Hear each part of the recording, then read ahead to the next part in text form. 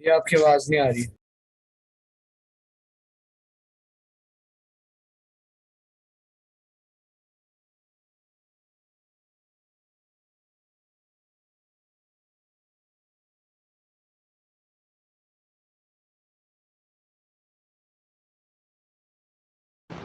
अभी चेक करना, अभी आ रहा है मेरा साउंड?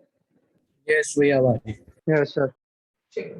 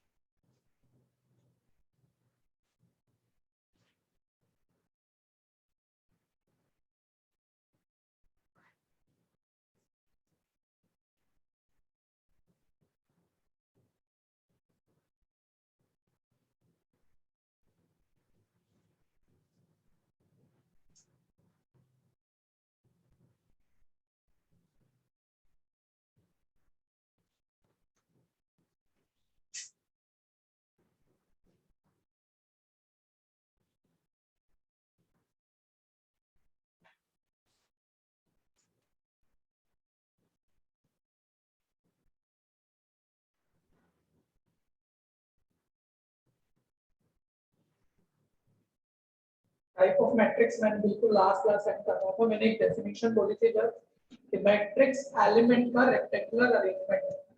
असर्शन में ट्रू फॉल्स में कहीं भी कनेक्ट कर लेगा। नॉलेज होनी चाहिए, रखना कुछ नहीं।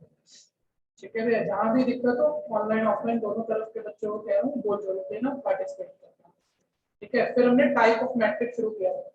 सबसे पहला टाइप ऑफ मैट्रिक्स क्या है? Row matrix. एक बार बस आप लिख भी चुके हो और आपको नॉलेज भी है, बस ऐसे चेक कर लेना। रो मैट्रिक्स सर जिसमें एक ही रो है, कॉलम कितने भी हो सकते हैं। रो एक ही है तो वन, कॉलम कितने भी हो सकते हैं, दो है दो। ठीक है, रो मैट्रिक्स। और इसको तो मैं मेरे ख्याल से इतना ही मत लिखूं क्योंकि आपको पता है। ठीक है भैया, कॉलम मैट्रिक्स सर जिसमें एक ही कॉलम है, रो कितनी भी हो सकती है। ऑर्डर बोलना है इसका, चलिए। सर रो कितनी भी हो सकती है, कॉलम कितना एक है। तो रो तो चलो इस एग्जांपल में वैसे भी कह सकते हैं, यहाँ भी कहना चाहिए, यहाँ भी कहना चाहिए, यहाँ भी वन बाय नहीं लिखना चाहिए जब मैं एग्जांपल दे रहा हूँ। एक रो है तीन कॉलम और यहाँ मुझे कहना चाहिए तीन रो एक कॉलम। ठीक है, ध्यान यहाँ दे। तो सिंपल बात है, आपको पता है। फिर हमने ऑलरेडी पढ़ा था स्क्वायर मैट्रिक्स के फिगर। ऐसा मैट्रिक्स जिसमें नंबर ऑफ रो इक्वल है नंबर ऑफ कॉलम। तो छोटे छोटे ऐसे रफ नोट अगर आपने ना बनाए हो बता दो। ऑलरेडी लास्ट क्लास आप कर चुके थे तो आगे बढ़ रहे। ठीक है भैया, स्क्वायर मैट्रिक्स। नेक्स्ट मेरा आया था यहाँ पर डायगोनल मैट्रिक्स। चलिए बच्चे ऑफलाइन बैठे हैं, थोड़ा इनसे पूछते हैं, इनको पता भी है डायगोनल मैट्रिक्स, लास्ट क्लास में बोल रहे थे। ठीक है भैया, शिवम मार पाएगा। मैंने कभी बोला डायगोनल मैट्रिक्स है 1 2 3, इसका क्या मतलब? ये डायगोनल मैट्रिक्स है 1 2 3, इसका क्या मतलब? मैंने कभी नहीं बताया, आज तक कभी नहीं बोला। मैं पूछ बिना बताया पूछ रहा हूँ मैं आपसे, मतलब पता होना जरूरी है। हाँ, अशोक बताना चाह रहा है, बोलो। सर आप ना सिर्फ एक डायगोनल मैट्रिक्स कह रहे हो, ये जरूर याद रखना पहले डायगोनल मैट्रिक्स में diagonal leading number non zero होते हैं और बाकी जीरो। ये तो पता है आपको। तो कई बार ना ऐसे लिख देता है वो कि डायगोनल मैट्रिक्स है 1 2 3, मतलब डायगोनल के एलिमेंट पता है, डायगोनल से फिट कर लो और बाकी जीरो। तो इसका मतलब ये हो। ठीक है, ये भी ध्यान रखना। फिर ये भी ध्यान रखना, चलो ये तो एक बात है कि एक बार ही सुनेगी तो कभी भूलोगे। ठीक है, दूसरा डायगोनल मैट्रिक्स में diagonal leading number non zero, बस बाकी सारे जीरो। लास्ट क्लास ये भी हुआ ही। ठीक है भैया, स्केलर मैट्रिक्स। स्केलर मैट्रिक्स वो स्क्वायर मैट्रिक्स है, या और बेटर करो वो डायगोनल मैट्रिक्स है जिसमें सारे डायगोनल लीडिंग एलिमेंट सेम है। डायगोनल लीडिंग एलिमेंट सेम है, ये स्केलर मैट्रिक्स। ठीक है, एग्जांपल ही काफी है ना, और ज्यादा बेटर करने की जरूरत नहीं है। ठीक है, एक बार देखो, नोट्स बना लो सभी।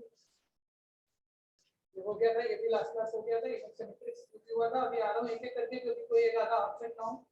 ठीक है, आज ऑफलाइन आ गए बच्चों, ऑनलाइन वालों को बता रहा हूँ, कुछ बच्चे आज ऑफलाइन आ गए। ऑफलाइन आए, पेरेंट्स परमिशन जरूर लाए होंगे आप। ठीक है, वो रिसेप्शन पे जाते हुए सबमिट करा दीजिए।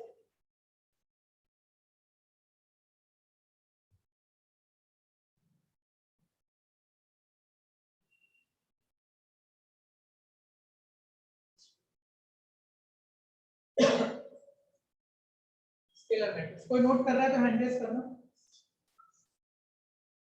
सर आपकी वॉइस क्लियर नहीं है, अंकित मिश्रा कह रहा है।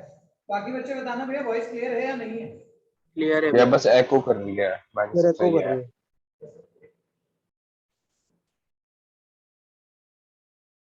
चाहिए को का मतलब तो ये होगा ना मेरे डबल माइक। अभी काम चल पा रहा है क्या? मैं बीच में देखूं क्लास को आते हुए। ये काम चल रहा है। चल रहा है काम। काम चल रहा है तो मैं बीच में इसको चेक कर देता हूँ। ठीक है, अभी क्लास आगे पढ़। हाँ, ध्यान से सुनते रहना। स्केलर मैट्रिक्स भैया आई गेस आपका जो लगा हुआ है माइक वो काम नहीं कर रहा, आपका ऑडियो जिससे कनेक्टेड है वो काम कर रहा अच्छा, ये वाला से नहीं कर रहा था। है, ये वाला नहीं कर रहा था। क्या बात है यार, आप तो वहां से बैठ के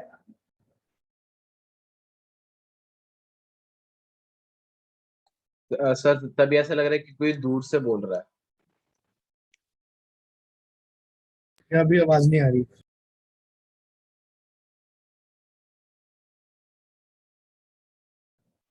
अभी देखो, अभी कर रहा है ये वाला माइक। No sir. नहीं भैया।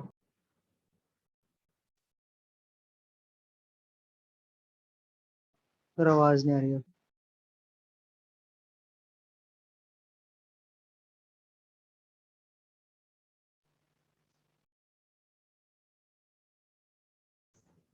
Hello hello hello, check 1 2 3। इस पे इको आ रहा है? अभी आ रहा है अभी। आ रहा ये है सर भैया। अभी भी वो दूर वाला माइक काम कर रहा है। दूर वाला माइक सुन रहा है। ठीक है, मैं 1 मिनट एक दो चीजें बोल दूं, आप उसे नोट करोगे, मैं इतनी देर में से चेक करूंगा। ओके। ध्यान से सुनो। तो बात स्केलर मैट्रिक्स अब आ गए सिमेट्रिक मैट्रिक्स। काफी इंपॉर्टेंट हो जाता है। ठीक है, लास्ट क्लास में सारी बातें नहीं बोल पाया था, अब बता रहा हूँ कि एक कैसे समझेगा। सिमेट्रिक मैट्रिक्स, आप में से कोई भी ऐसा बच्चा ध्यान देना कि पुरानी चीज बोले बोल देना। ट्रांसपोज कोई भूला है तो बता दो। ट्रांसपोज ऑफ मैट्रिक्स, किसी मैट्रिक्स में रो को कॉलम बना दो तो उसका ट्रांसपोज आ जाता है। ए का ट्रांसपोज, ये ट्रांसपोज का सिंबल है। ठीक है, जितनी रो है मैंने तो अभी रो मैट्रिक्स से लिखा है, एक ही रो लिखते हैं, इसका एक कॉलम करते हैं। ठीक है, ये ओरिजिनल मैट्रिक्स का ट्रांसपोज है। कोई भूला हुआ है जरूर बोल देना, अपनी कोई प्रॉब्लम माइंड में मत रखना। ठीक है, साउंड में ऑनलाइन वालों में क्या प्रॉब्लम है अभी चेक करेंगे, अभी समझेगा। सिमेट्रिक मैट्रिक्स कब होता है? जब किसी ए मैट्रिक्स का ट्रांसपोज करके वापस वही ए मैट्रिक्स, तो इसे सिमेट्रिक मैट्रिक्स कहा जाता है। इसका एग्जांपल आपको डायरेक्ट लिखना आना चाहिए। मैं 3x3 ऑर्डर का सिमेट्रिक मैट्रिक्स लिखना चाह रहा हूं। ठीक है, आयुषी बताएगी किस पैटर्न पे हम सिमेट्रिक मैट्रिक्स लिखते हैं।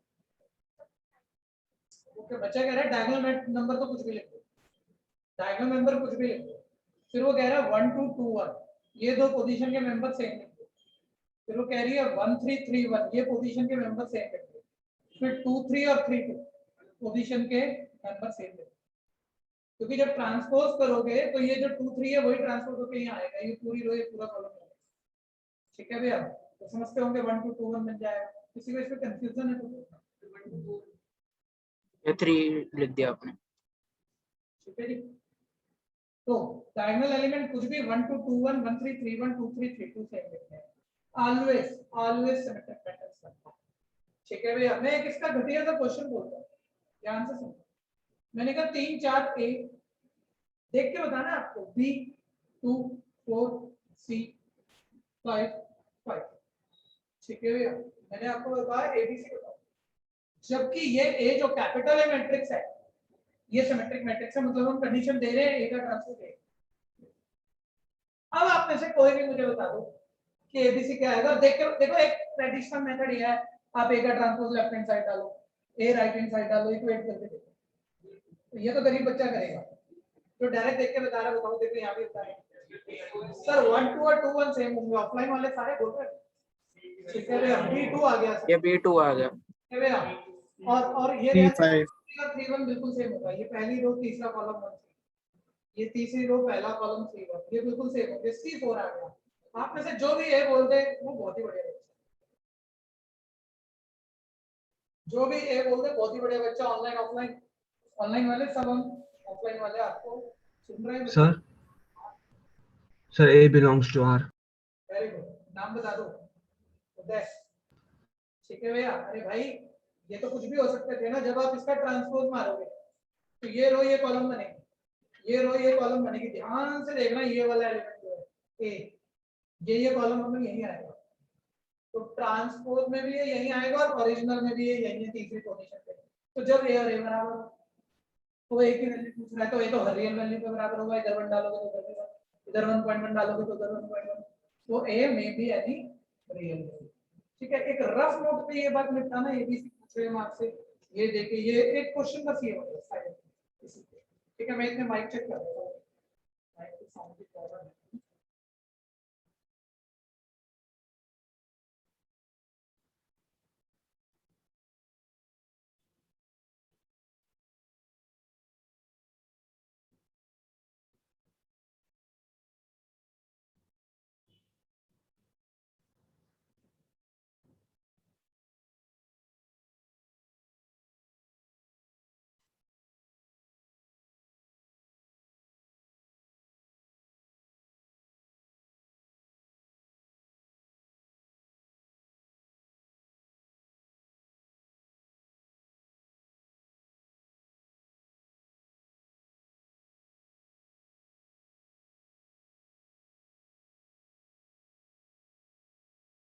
हाँ जी, अभी चेक करना बच्चों, साउंड आ रहा है क्या? भैया आपका वो कनेक्टेड नहीं अब सही होगा है। माइक्रोफोन की पिन। अब सही आ गया? यस सर, अब सही है। अरे भाई तार वायर ही नहीं जोड़ी थी एक्चुअली, दो माइक है ना, एक की जोड़ दी एक की रह गई, तो वो दूर वाला पकड़ रहा था। चलो किसी का रह गया तो हैंड रेज करते रहना भाई, ऑफलाइन वालों से स्पीड का पूरा आइडिया रहेगा, धीरे धीरे पकड़ लेंगे हम स्पीड। ठीक है, लेकिन अभी एक नॉर्मल स्पीड पे ही चल रहा हूँ। तो सिमेट्रिक मैट्रिक्स से रिलेटेड ये बात आ गई, अभी ध्यान से सुनते रहना। स्क्यू सिमेट्रिक मैट्रिक्स, सर ये बहुत इंपॉर्टेंट है, इसके बड़े सारे एमसीक्यू बनते हैं भैया। पहले याद कर लो स्क्यू सिमेट्रिक मैट्रिक्स होता क्या है। सर वो square matrix skew symmetric matrix है जिसका ट्रांसपोज करके उसी का नेगेटिव आ जाए। ठीक है, एग्जाम्पल एक स्क्यू सिमेट्रिक मैट्रिक्स में अच्छे से याद रख लेना सारे बच्चे, स्क्यू सिमेट्रिक मैट्रिक्स पक्का स्क्वायर मैट्रिक्स होगा, क्योंकि स्क्वायर का एक बार ही ऐसे सोचो, मान लो आप स्क्वायर मैट्रिक्स 3/3 ऑर्डर लिख रहे हो, तो इसका ट्रांसपोज करके 3/3 ही आएगा, तभी इक्वल हो सकता है, नहीं तो इक्वल हो ही नहीं सकता। वो ऑर्डर तो सबसे पहले सेम होना चाहिए मैट्रिक्स इक्वल होने के लिए, नेगेटिव नेगेटिव तो बाद में देखोगे। ठीक है भैया, तो ये स्क्वायर मैट्रिक्स तो होंगे ही, चाहे सिमेट्रिक हो चाहे स्क्यू। स्क्यू सिमेट्रिक मैट्रिक्स में डायगोनल एलिमेंट सब बच्चों को रटा होना चाहिए, 0 होता है।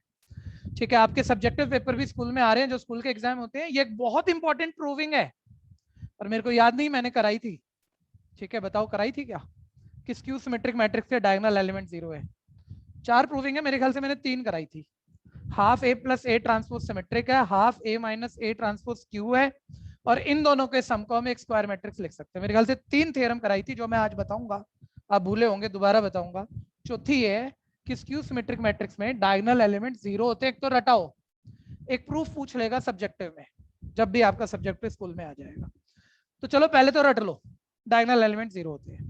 फिर जो आप 1 2 पोजीशन पे जो भी मेंबर लिखो, 2 1 पे उसका साइन उल्टा करना है, क्योंकि जब आप ट्रांसपोज करोगे ना, ये 1 यहाँ आता है और आपको साइन उल्टा चाहिए, इसलिए जानबूझ के हम साइन पहले ही उल्टा रख लेते हैं। अभी देखो दिखेगा, जो बात पुरानी बच्चा भूल गया हो, अभी कंसेप्ट दिखेगा। जो 1 3 पोजीशन है, 3 1 पे न्यूमेरिकल सेम लेकिन साइन उल्टा। ठीक है, जो 2 3 पोजीशन है, सेकंड रो थर्ड कॉलम, उस पे जो भी नंबर लिख रहे हो, न्यूमेरिकल वैल्यू सेम लेकिन 3 2 पे साइन उल्टा। अब होगा क्या, आप सोचो, ये स्क्यू तभी बनेगी ना जब मैं इसका ट्रांसपोज करूं, तो नंबर सारे सेम आए लेकिन साइन उल्टे हो जाए। तो आप एक बार ना पहले सिर्फ डायगोनल को पकड़ना सारे, जब आप इस रो को कॉलम करते हो ना, तो ये वाला एलिमेंट यहीं रहता है, सिर्फ डायगोनल वाले देखना, ये वाला यहीं रहता है, ये तीसरा वाला देखना, ये पूरी रो की बात कर रहा हूं मैं, तीसरा वाला ये यहीं रहता है। तो जब ये एलिमेंट ट्रांसपोज करके भी यहीं रहेंगे, तो इनके साइन कैसे चेंज हो सकते हैं, है ना? इसलिए हमें जानबूझ के, मतलब एक नंबरों वाला फील लो प्रूफ नहीं करा रहा मैं, नंबरों वाला फील, इसलिए जानबूझ के 0 लिखना पड़ता है, क्योंकि 0 या -0 एक ही बात होती है। और जब ये वाला एलिमेंट देखो पकड़ो, ये वाला एलिमेंट जब ट्रांसपोज करके यहाँ आता है, तो साइन तो तुम्हें उल्टा चाहिए, इसलिए हमें उल्टा साइन देना पड़ता है। जो बच्चा मेरी बात कहने से नहीं पकड़ पाया हो, देखो मैं ट्रांसपोज कर रहा हूँ, आप थोड़ा भी दिमाग चलाओ, आप कह दोगे बात सही कह रहे थे सर। देखो पहली रो पहला कॉलम, तो ये 1 1 एलिमेंट तो वही है, ये एलिमेंट पलट के यहाँ आ गया, और देखो साइन सारे उल्टे हो गए ना, तो यानी नेगेटिव कॉमन निकालूंगा वापस यही बनेगा, यानी ए का ट्रांसपोज नेगेटिव बनेगा, यानी ये स्क्यू कहलाएगा। ठीक है, ऐसे ही सेकंड रो सेकंड कॉलम, दिमाग चलाते रहना थोड़ा सा, इस पर कैसे भी क्वेश्चन पूछ लेगा, बस आपकी नॉलेज होनी चाहिए।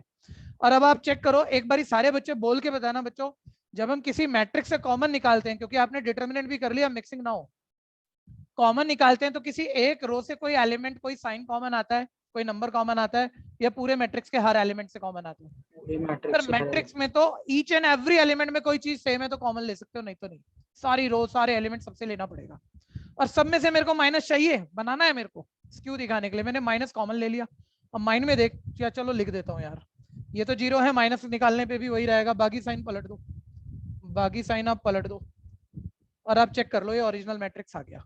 ये हल्की बात बोली है मैंने, अब इसके बाद इसके बढ़िया क्वेश्चन शुरू होंगे, लेकिन आप प्रैक्टिस कर लेना, ठीक है भैया। किसी भी तरह का क्वेश्चन नॉलेज पे ही होगा, ठीक है, समझ पे होगा, और बड़े आराम से होगा, और समझ में नहीं आया तो बोल लेना, ठीक है। एग्जाम्पल बनाना आना चाहिए, देख के क्लियर होना चाहिए कि स्क्यू है, मतलब ऐसी मैट्रिक्स दे देगा 4 ऑप्शन में, बोल देगा कौन सी स्क्यू है, ठीक है भैया। तो एक ऑप्शन जल्दी से देख के ही बोलोगे ना, ट्रांसपोज करके कौन चेक करेगा? डायगोनल एलिमेंट 0 होने चाहिए, 1 2 2 1 1 3 3 1 2 3 3 2, उल्टा पुल्टा नंबर सेम, साइन उल्टे, ठीक है। कोई कंफ्यूजन? अब एक बार स्क्यू की पहले बेसिक 4 प्रॉपर्टीज सिमेट्रिक और स्क्यू की आप रिकॉल कर लो। आप में से जो बच्चा भूला हो एक बार मेरे को जरूर कह देना, प्रूफ के लिए भी, अगर आप भूले हो, क्योंकि आपका सब्जेक्टिव पीरियोडिक टेस्ट जो स्कूल वाला है उसमें ये सब्जेक्ट पूछे जा सकते हैं, बहुत इंपॉर्टेंट है। थ्योरम 1 क्या थी? थ्योरम 1 सिमेट्रिक और स्क्यू से रिलेटेड क्या थी? कि एक मिनट पहले आप सब ध्यान दो, ऑफलाइन वाले तो देखो, ऑनलाइन वाले तो अब आपकी जो आदत बन चुकी, मैं कुछ नहीं कह पाऊंगा। ऑफलाइन वालों को सबको पता है, मैं बोल रहा हूँ, लिख रहा हूँ, आप लिख नहीं सकते, आप नीचे देख नहीं सकते, ठीक है। आपको फोकस बना के रखनी, और इसी वजह से आपकी रिजल्ट एक्स्ट्रा आने वाली है, ध्यान देना, ठीक है भैया। Half A plus A transpose symmetric matrix है, ये थ्योरम है, ये एक थ्योरम है जो रटा तो हो कि ये सिमेट्रिक मैट्रिक्स है। तो उसने पूछा, ऑप्शन 4 दे दी, 0 मैट्रिक्स है, सिमेट्रिक है, स्क्यू है, क्या है? सिमेट्रिक, सीधा रटा होगा, मार्क कराना। स्कूल में गए, सब्जेक्टिव टीचर ने पूछ लिया, बेटा इसको सिमेट्रिक मैट्रिक्स प्रूफ कर। कृष्णा ध्यान देना, कोई मैट्रिक्स सिमेट्रिक मैट्रिक्स कब होता है? जब इस मैट्रिक्स का ट्रांसपोज करके यही वापस आ जाए। मैं पहले एक बारी ट्रांसपोज रूल मैंने आजकल में नहीं बोले, बता दूं। कृष्णा, क्या ट्रांसपोज ऑपरेशन क्लियर है आपको? कि किसी एक मिनट, एक बच्चे के लिए बोल दूं, कोई मैट्रिक्स है, उसमें अगर रो को कॉलम में इंटरचेंज कर दो, आप रो से कॉलम बना दो, तो ये ओरिजिनल मैट्रिक्स का ट्रांसपोज आ जाता है। ये तो याद है, बस रो को कॉलम बनाओ, ट्रांसपोज आ जाता है। ट्रांसपोज की ये सिंबल है, टी करके भी लिख सकते हैं। वापस जल्दी से देखना, जल्दी जल्दी पूरा करा देना भैया। ट्रांसपोज के पहले रूल, क्योंकि यहाँ जरूरत पड़ेगी मेरे को। ए प्लस बी या माइनस बी का होल ट्रांसपोज, ब्रैकेट खुल जाता है, दोनों के ऊपर बीच में प्लस माइनस जो भी है, अलग अलग ट्रांसपोज आ जाता है। एडिशन लॉ ऑफ ट्रांसपोज या सब्ट्रैक्शन लॉ ऑफ ट्रांसपोज कहते हैं। ट्रांसपोज का ट्रांसपोज 2 बारी ट्रांसपोज करोगे, बोलो वापस क्या आएगा? Original matrix. ठीक है।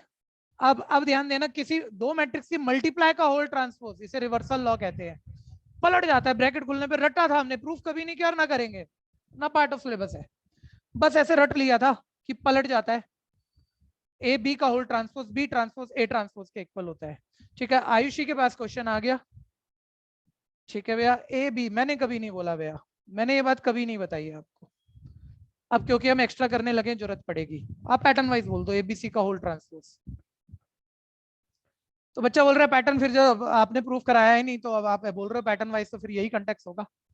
ये बात अलग है, आपको प्रूफ करना हो तो आप इन दो को एक ब्रैकेट ले लो, और ये प्रॉपर्टी 2 बार ही डाल देना, अपने वही आ जाएगा। मतलब इस पे भी पूरा रिवर्सल लॉ लग ही जाता है, कहने का मतलब 3 पर भी लग जाता है, C transpose B transpose A transpose, ठीक है। और एक बचा, कांस्टेंट की किसी मैट्रिक्स से मल्टीप्लाई करके होल ट्रांसपोज करो, या पहले ट्रांसपोज करो बाद में कांस्टेंट से मल्टीप्लाई करो, रिजल्ट सेम होते हैं, ठीक है। बस इसमें मल्टीप्लाई वाला ध्यान देना, बाकी तो नॉर्मल से। और एक बार नोट जरूर बनाना, वापस आओ। हमने कहा 1 मिनट रुक जाओ भाई, 1 मिनट रुक जाओ, वापस आओ। मैंने कहा इसे सिमेट्रिक प्रूफ करना है, प्रूफ आ गया। किसी मैट्रिक्स को, अब हम जल्दी करेंगे भैया, मैं उतने स्टेप नहीं लिखूंगा जितने मैंने पहली बारी में लिखे होंगे।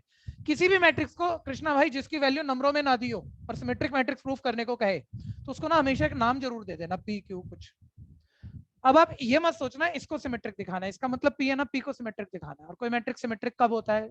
जब उसका ट्रांसपोज करके वही आ जाए, ठीक है। तो बस आप भाई इसका ट्रांसपोज करना चाहोगे तो ट्रांसपोज बोथ साइड, ठीक है। अब ये प्रॉपर्टी मैं डायरेक्ट लगा दूं, कांस्टेंट इनटू मैट्रिक्स का होल ट्रांसपोज में कांस्टेंट बाहर आ जाता है, देखो ये वाला, ठीक है। तो कांस्टेंट को तो बाहर ही लिख दूं मैं, और अंदर ए प्लस ए ट्रांसपोज का होल ट्रांसपोज लिख दूं, ठीक है। अब देखो राइट साइड ही देख लो, डायरेक्ट कर देते हैं बिल्कुल।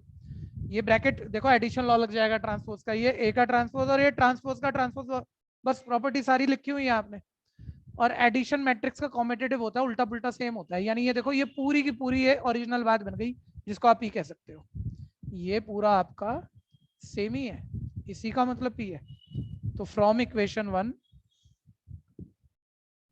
पी का ट्रांसपोज पी है, यानी ये सिमेट्रिक प्रूफ हो गया। प्रूफ मैं क्यों करूंगा, लालच आएगा, बार बार एमसीक्यू आने वाले हैं बोर्ड 1 में। उसके पहले स्कूल में 3 पेपर होने हैं, जिसमें एक बड़ा पेपर वो ले रहे हैं टर्म बोल के, ठीक है, चाहे प्री बोर्ड बोल के, वो उसके भी नंबर लगाएंगे भैया, ठीक है। और 4 नंबर भी कम होंगे तो फर्क बहुत पड़ जाएगा, ठीक है। मतलब 1 नंबर पे आपको एडमिशन मिलना है कि नहीं मिलना, ये समझ लो जिस चीज के लिए आप पढ़ रहे हो, एक कम और ज्यादा पे। तो अच्छे से तैयारी कर लो, करो फटाफट करो जल्दी से। हाफ ए रट भी लो, रट भी लेना साथ के साथ। Half A plus A transpose symmetric matrix है। देखो जो ऑनलाइन पे भी पढ़ रहे हैं अभी, सब आएंगे नहीं, ये जरूरी है, भीड़ हो जाएगी, सबको पता है। लेकिन अब देखो, जब तक मैं अभी तक बोल रहा था ना, कोई बच्चा यहाँ लिख नहीं रहा था, ठीक है। अभी यही बच्चे ऑनलाइन बैठे होते, शायद लिख लेते यार ये तो मेरे को आता है, मैं जल्दी कर लूंगा। लेकिन अब चाहे शर्म मान लो, चाहे कुछ भी मान लो, अब इन्हें रुकना पड़ता है। इसी से इनकी एबिलिटी में जो फर्क आना है। और ये आप घर पे बैठ के भी पकड़ लो, ठीक है। आराम से सुनते रहा करो, इसी तरह से बोलते रहा करो जैसे ये बोल रहे हैं, बस लगभग उसी लेवल पे आप भी पहुंचोगे। भैया, हाँ जी। भैया हम ऑफलाइन में आएंगे, अगर मेरे को मान लो चाटा पड़ गया भैया, फिर हाथ सैनिटाइज करके मार। मेरे को समझ में नहीं आया क्या बोल गया भैया। सर किसी को पिटाई होगी तो आप हाथ सैनिटाइज करके मारोगे, बिना उसके मारोगे? मैं मारूंगा नहीं, मैंने अस्त्र शस्त्र मंगा लिया है, मैं फेंक के मारूंगा। है ना। चाटा क्यों मारना है, टच करने की जरूरत ही क्या है। नहीं, मम्मी चप्पल मारती है ना दूर से फेंक के, वो वाला। भैया अब आदत होगी ना तो अब बच जाते हो उससे, इसलिए आना ही बच पड़ता जाते हो, हाँ ये बात ठीक है। हाँ जी, हाँ करो ना प्लीज, सारे स्विच खोल दो, कुछ लाइटें वाइटें भी जल जाएंगी। हाँ जी, कोई कर रहा है तो हैंड रेस दो। नेक्स्ट प्रॉपर्टी बोल दें बच्चों, जिसको भी याद है ऑनलाइन ऑफलाइन। थ्योरम 2 क्या थी, हाफ, ये डायरेक्ट पूछेगा, रटना भी है। Half A minus A transpose क्या होता है ऑलवेज, स्क्यू सिमेट्रिक, ठीक है। तो एमसीक्यू पार्ट में तो नॉलेज ही यूज करा लेगा, वो आपसे प्रूफ थोड़ी मांग लेगा, लेकिन स्कूल के एग्जाम में वो मांग लेगा आपसे प्रूफ इसका, ठीक है भैया। तो स्क्यू सिमेट्रिक कब थी बच्चे, कोई भी मैट्रिक्स क्यू कब होती है कृष्णा, जब मान लो वो मैट्रिक्स क्यू बोल रहा हूं मैं, जब उसका ट्रांसपोज करके उसी का नेगेटिव आ जाए। तो देखो इसको स्क्यू प्रूफ करना है, हमने प्रूफ भी सुन लो फटाफट से, एक लाइन में करा देना भैया। मैंने इस मैट्रिक्स को एक नाम दे दिया भाई क्यू। तो ये स्क्यू तब होगी जब क्यू का ट्रांसपोज नेगेटिव क्यू आएगा। आपने ट्रांसपोज बोथ साइड कर दिया, बार बार पूरी प्रॉपर्टी मत लिखो, स्किप कर दो, ठीक है। कांस्टेंट इनटू मैट्रिक्स का होल ट्रांसपोज में कांस्टेंट बाहर आ जाता है, कांस्टेंट बाहर आ जाता है, बाकी ये कोई मैट्रिक्स है इसका ट्रांसपोज हो जाएगा। सब्ट्रैक्शन लॉ ऑफ ट्रांसपोज लगा दो, ट्रांसपोज दोनों पे पहुंच जाएगा और ये ट्रांसपोज का ट्रांसपोज ए हो जाएगा, ठीक है। माइनस कॉमन निकाल लो, आप माइंड में देख चुके होंगे, साइन पलट जाएगा और ये ओरिजिनल इक्वेशन 1 बन जाएगा, जिसको आप क्यू बोल पाओगे। क्यू का ट्रांसपोज नेगेटिव क्यू, यानी ये प्रूफ हो गया स्क्यू सिमेट्रिक है। बहुत तेजी से करना है, कंफ्यूजन है तो बोलना है। मजा सा आ रहा है भैया, मैं भी मतलब कि परेशानी हो गया था ऑनलाइन पढ़ा के, एक बच्चा भी सामने ना हो और शीशे को देख के बोलना हो तो कितना मुश्किल है। अब बिल्कुल एक जेन्युइन फील आ रहा है, पूरा एनर्जी निकलेगा देखो।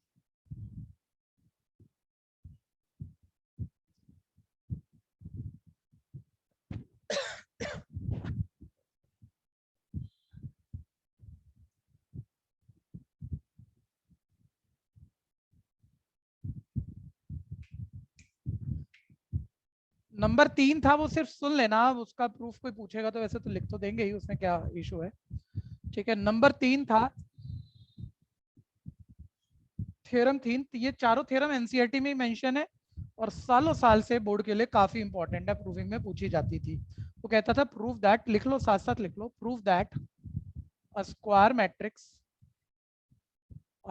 Matrix can be expressed as a sum of symmetric matrix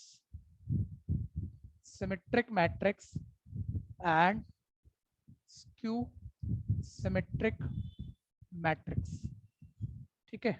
समझ चुके हम थ्योरम 1 और 2 में इतना कि अभी मेरे को बहुत ज्यादा नहीं बोलना पड़ेगा, ठीक है। मैं क्या कह रहा हूं यहाँ पे, कि एक स्क्वायर मैट्रिक्स को, किसी भी स्क्वायर मैट्रिक्स को आपको प्रूफ करना है सिमेट्रिक और स्क्यू सिमेट्रिक के सम पे ब्रेक कर सकते हो। ठीक है, ये प्रूफ करके देना है। 1 मिनट, इसके प्रैक्टिकल क्वेश्चन भी थे, ध्यान देना, जो केस स्टडी में बनेंगे, बता दूंगा आगे कैसे बनेंगे। पहले प्रॉपर्टी का ध्यान दे लो 1 मिनट। बच्चा कोई कंफ्यूज हो गया, बोल रहा है मतलब क्या कह रहे हो यार। मैं कह रहा हूँ ए कोई स्क्वायर मैट्रिक्स, कोई भी स्क्वायर मैट्रिक्स अज्यूम कर लो, let A B a square matrix, ये कोई स्क्वायर मैट्रिक्स है। हम ये कह रहे हैं भाई प्रूफ करके दिखा ए को किन्हीं दो मैट्रिक्स से सम पे ब्रेक कर सकता है, जिन्हें ऐड करेगा तो आएगा ही ए ही, लेकिन उसमें एक सिमेट्रिक ही बन सकती है और दूसरी स्क्यू ही बन सकती है, ऐसा हम कर सकते हैं। तो मेरे को आप बस ये बताओ, क्या मैं ए को हाफ ए प्लस हाफ ए लिख सकता हूँ, आधा ए प्लस आधा ए पूरा है? बच्चा कह रहा है लिख सकते हैं। क्या मैं इस हाफ ए प्लस हाफ ए में, देखो वही स्टेप लिखा है, हाफ ए ट्रांसपोज ऐड कर दूं और हाफ ए ट्रांसपोज माइनस कर दूं, तो कुछ गलत हो जाएगा क्या माइनस कर दूं तो?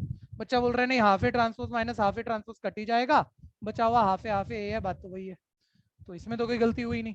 ठीक है सॉरी, फर्स्ट टू में मैंने हाफ कॉमन लिया, अंदर आ गया A plus A transpose. Last two में मैंने हाफ कॉमन लिया, अंदर आ गया ए माइनस ए ट्रांसपोज। पहले आप चेक करो, अगर आप अभी भी आप ब्रैकेट खोल के प्लस कर दो ना, ए आ रहा है, यानी आप ए को ऐसा लिख सकते हो। ये दो मैट्रिक्स हैं जिसमें मैं एक को पी नाम दे रहा हूं और दूसरे को क्यू, इस लेटर वाले को क्यू ध्यान देना। अब आप चेक करो, थ्योरम 1 में हमने प्रूफ किया था half A plus A transpose symmetric है, कृष्णा किया था। और थ्योरम 2 में हमने अभी प्रूफ किया, चाहे प्रीवियस देख लेना, कि half A minus A transpose को क्यू मान के स्क्यू है। तो अगर मेरे से प्रूविंग पेपर में मांगेगा ना, तो जो मैंने थ्योरम 1 और 2 प्रूफ की थी वो बस प्रूफ लिख दूंगा, कि पी को उठा के पी का ट्रांसपोज करके पी दिखा दूंगा, तो ये सिमेट्रिक प्रूफ हो जाएगा। इसका ट्रांसपोज करके नेगेटिव क्यू अभी दिखाया ही है थ्योरम 2, वो करूंगा मैं, उससे स्क्यू प्रूफ हो जाएगा। तो मैं कह दूंगा देखो एक स्क्वायर मैट्रिक्स को मैं सिमेट्रिक प्लस क्यू लिख सकता हूँ। ठीक है, तो ये प्रूफ हो जाएगा। तो इसके बाद थ्योरम 1 और थ्योरम 2 के प्रूफ आपको करने पड़ेंगे, अगर ये आपके स्कूल में आ जाए, नहीं तो एज अ प्रॉपर्टी है, ये चीज याद रखना। एमसीक्यू में मांग लेगा ना, एक स्क्वायर मैट्रिक्स है उसको सिमेट्रिक प्लस क्यू में ब्रेक करें तो कौन सी, एक सही ऑप्शन ये होगी, 3 गलत होंगी उल्टी पुल्टी, तुम्हें याद होगी, तुम सीधा ये मार्क करोगे। कहानी क्लियर है? करो फटाफट। कोई क्वेश्चन बोलना, कोई दिक्कत कहीं भी हो, किसी को भी, ऑनलाइन वाले बच्चों बोल देना, ऑफलाइन वाले भी जरूर बोल देना।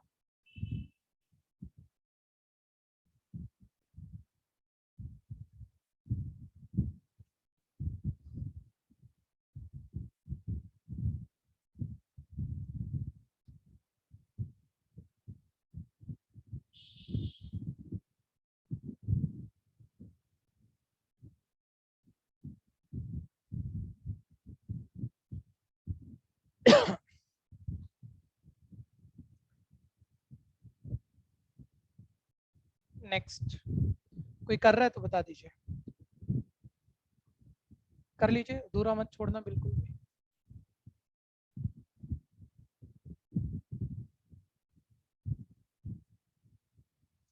थ्योरम 3, थ्योरम 4 मैंने पिछली बारी नहीं कराई थी।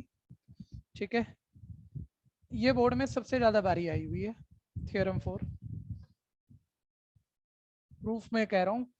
ठीक है भैया, वो था प्रूफ दैट लिख सकते हैं साथ साथ, all diagonal element of skew symmetric matrix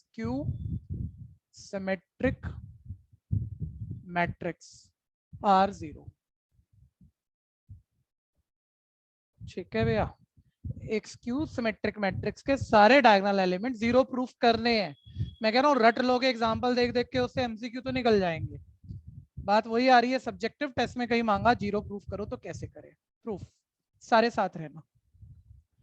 पहले ए कोई मैट्रिक्स तो लेना पड़ेगा जो स्क्यू सिमेट्रिक मैट्रिक्स हो, तो मैंने अज्यूम कर लिया let A B skew symmetric matrix, ये स्क्यू सिमेट्रिक मैट्रिक्स है।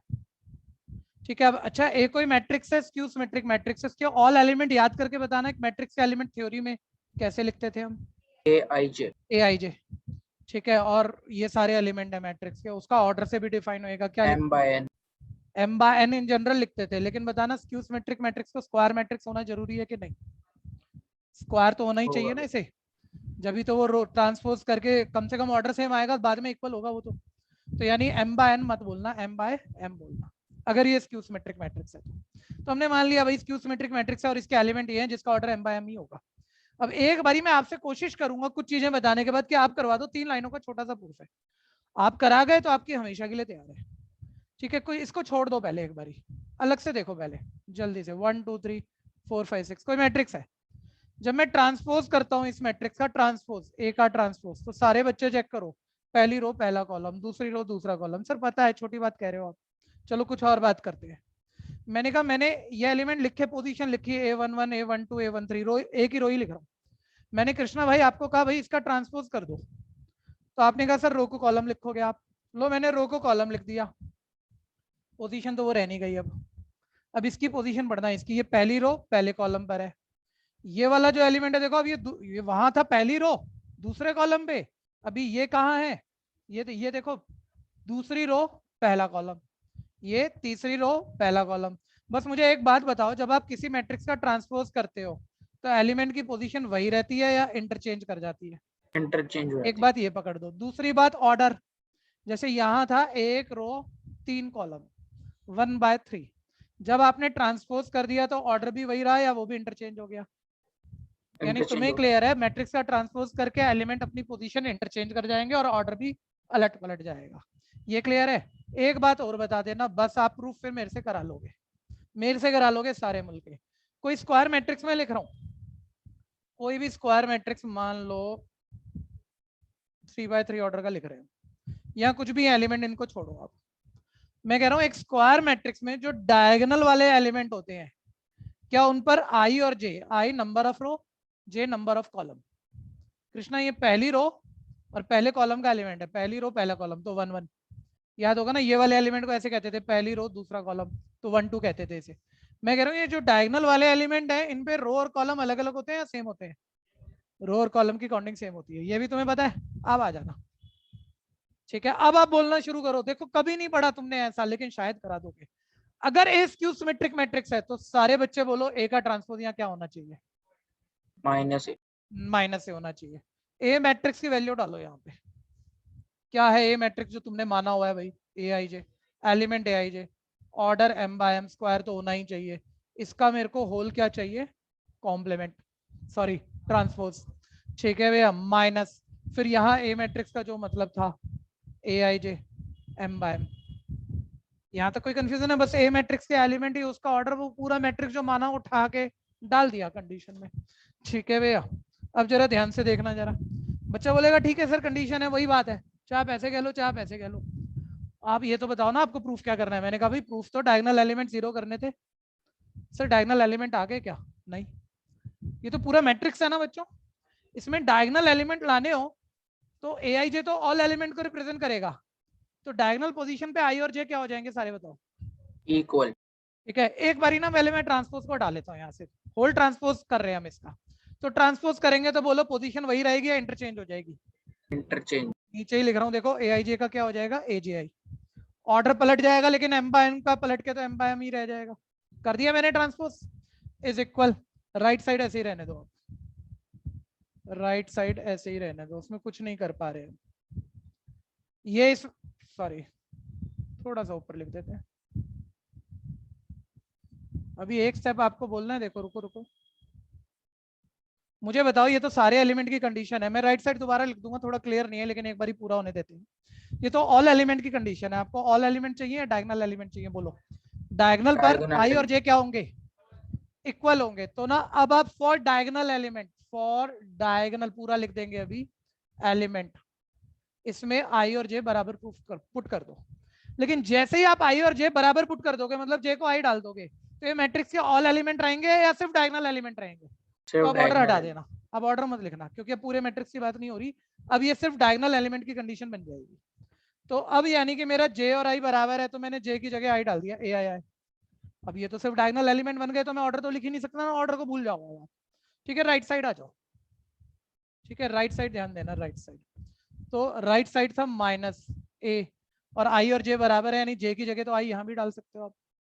और ये सिर्फ डायगोनल एलिमेंट आ चुके हैं, तो ऑर्डर तो अब आप लिखोगे नहीं। ये डायगोनल एलिमेंट हैं, ध्यान देना, सारे नंबर लेफ्ट ले जाओ। डबल ऑफ ए आई आई किसके इक्वल है? 0 के। और ए आई आई किसके इक्वल है? और ए आई आई कौन से एलिमेंट है जहां आई और जे अनइक्वल है या इक्वल है? इक्वल। हाँ, आई और जे इक्वल है, वहां पर वो कौन से एलिमेंट होते हैं? डायगोनल। डायगोनल। डायगोनल एलिमेंट किसके इक्वल प्रूफ हो गए? 0. ठीक है भैया, सोच के करना। मैं नीचे वाला स्टेप दोबारा लिख देता हूँ, थोड़ा स्क्रीन में आया नहीं। सर ये नीचे वाले स्टेप से फिर से बता दूंगी। हाँ जी, यहाँ तो ये कंडीशन क्लियर है, ये वाली है ना।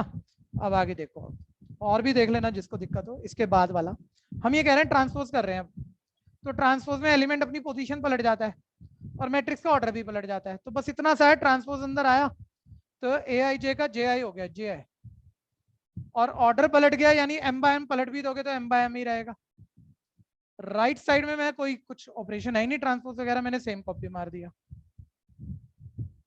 पहले इसमें कंफ्यूजन है तो बोलना, ये क्लियर है पहले? तो सर ठीक है। Yes sir. अब मैंने इसके बाद क्या कहा, मैंने कहा ये तो पूरी मैट्रिक्स से सारे एलिमेंट की कंडीशन है SQ की, हमें तो सिर्फ डायगोनल एलिमेंट चाहिए। तो डायगोनल पोजीशन पे I और J क्या होते हैं, एक बारी बोलना। इक्वल। इक्वल। तो मैंने I और J इक्वल पुट कर दिया। अच्छा, जैसे ही मैं I और J इक्वल पुट करूंगा तो ये ऑल एलिमेंट आएंगे मैट्रिक्स के, पूरा मैट्रिक्स आएगा, या सिर्फ डायगोनल एलिमेंट आएंगे, ये बोल दो। डायगोनल।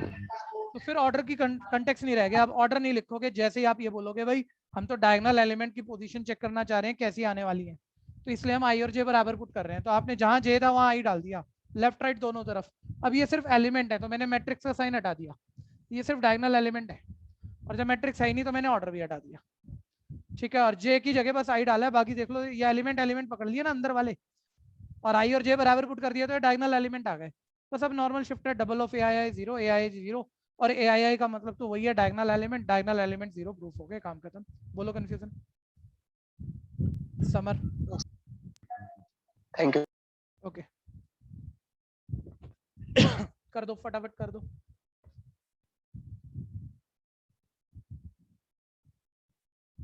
इतने बच्चे जो ऑफलाइन बैठे हुए हैं या जो कर चुके हैं ऑनलाइन वाले, वो सोचो ऑर्थोगोनल मैट्रिक्स मैंने कभी नहीं पढ़ाया। एक बार ही बोला होगा तो बोला होगा बस पढ़ाते पढ़ाते, वो भी बहुत जल्दी में ऐसे ही बता दिया होगा, आपको पता भी नहीं हुआ होगा कब बोला। ऑर्थोगोनल NCERT में नहीं है, NCERT उठा के नहीं मिलेगा। NCERT में होता तो आपको किसी ना किसी को तो पता होता। भैया कुछ हिंट तो दो। बाकी बच्चों के पास वीडियो सही है भैया? करो करो, मैं रुका हूँ, अभी रुका हूँ। जो कर रहा है वो हैंड रेज कर लो, जो अभी कर ही रहा है वो हैंड रेज कर लो, नहीं तो रब हो जाएगा। हाँ जी आ जाओ, 1 मिनट, कुछ नहीं है, मतलब ये मत समझना बहुत मुश्किल हो जाने जा रहा है ये चैप्टर। कुछ इक्का दुक्का बातें हैं, मैं तो वो जा रहा हूँ ना भैया बोर्ड में, पता नहीं ये भी कभी कभी पूछ लिया था उसने, अब आ गया तो बच्चे तो बेचारे छोड़ ही आएंगे। तो ऑर्थोगोनल मैट्रिक्स क्या है, बस एक कंडीशन याद रखना और कुछ नहीं है। ऐसी मैट्रिक्स जिसका ट्रांसपोज ओरिजिनल मैट्रिक्स को उसके ट्रांसपोज से पोस्ट मल्टीप्लाई करो या प्री मल्टीप्लाई करो। ठीक है भैया, ऑलवेज आइडेंटिटी मैट्रिक्स आए, ऐसे मैट्रिक्स को हम ऑर्थोगोनल मैट्रिक्स कहते हैं। बस कंडीशन, कोई क्वेश्चन मिलेगा भी नहीं आपको, ठीक है, लेकिन कुछ किताबें कहती हैं, 1-2 स्कूल टीचर ने पूछा हुआ था तो मैंने कंडीशन बोल दी। ठीक है, ऐसी 3-4 बताऊंगा बस, पूरे मैट्रिक्स डिटरमिनेंट 2 चैप्टर की मिला के 3-4 जो हमने अभी तक नहीं पढ़ी है, लेकिन कुछ कुछ टीचर पूछते हैं। ठीक है भैया, ऑर्थोगोनल मैट्रिक्स को उसके ट्रांसपोज से पोस्ट मल्टीप्लाई करो या प्री मल्टीप्लाई करो, ऑलवेज आइडेंटिटी मैट्रिक्स रिजल्ट करता है। भैया तो उसका ट्रांसपोज उसका इनवर्स एक्ट कर रहा है ना, एज इनवर्स। दोबारा बोलो भैया तो उसका जो ट्रांसपोज है इस कंडीशन के अंदर वो एज इनवर्स एक्ट कर रहा है। क्या बोल रहा है? तो ट्रांसपोज इस कंडीशन में वैसे इको है, आवाज में काफी इको है, क्लियर नहीं हो रही है। भैया मैं चैट बॉक्स में लिख रहा हूँ। हाँ चैट बॉक्स पे लिखते हैं। अब ये भी हम लोगों को थोड़ा सा जैसे जैसे क्लियर होगा हम इसे और बेटर करते रहेंगे। अभी साउंड में इको है आपके ऑनलाइन वाले बच्चों का। खैर कंडीशन लिख लेना आप, चैट बॉक्स में लिख लेना, मैं अभी पढ़ के जवाब दे दूंगा आपकी बात का। आगे बढ़ा देते हैं बात को, ठीक है। NCERT देखते हैं।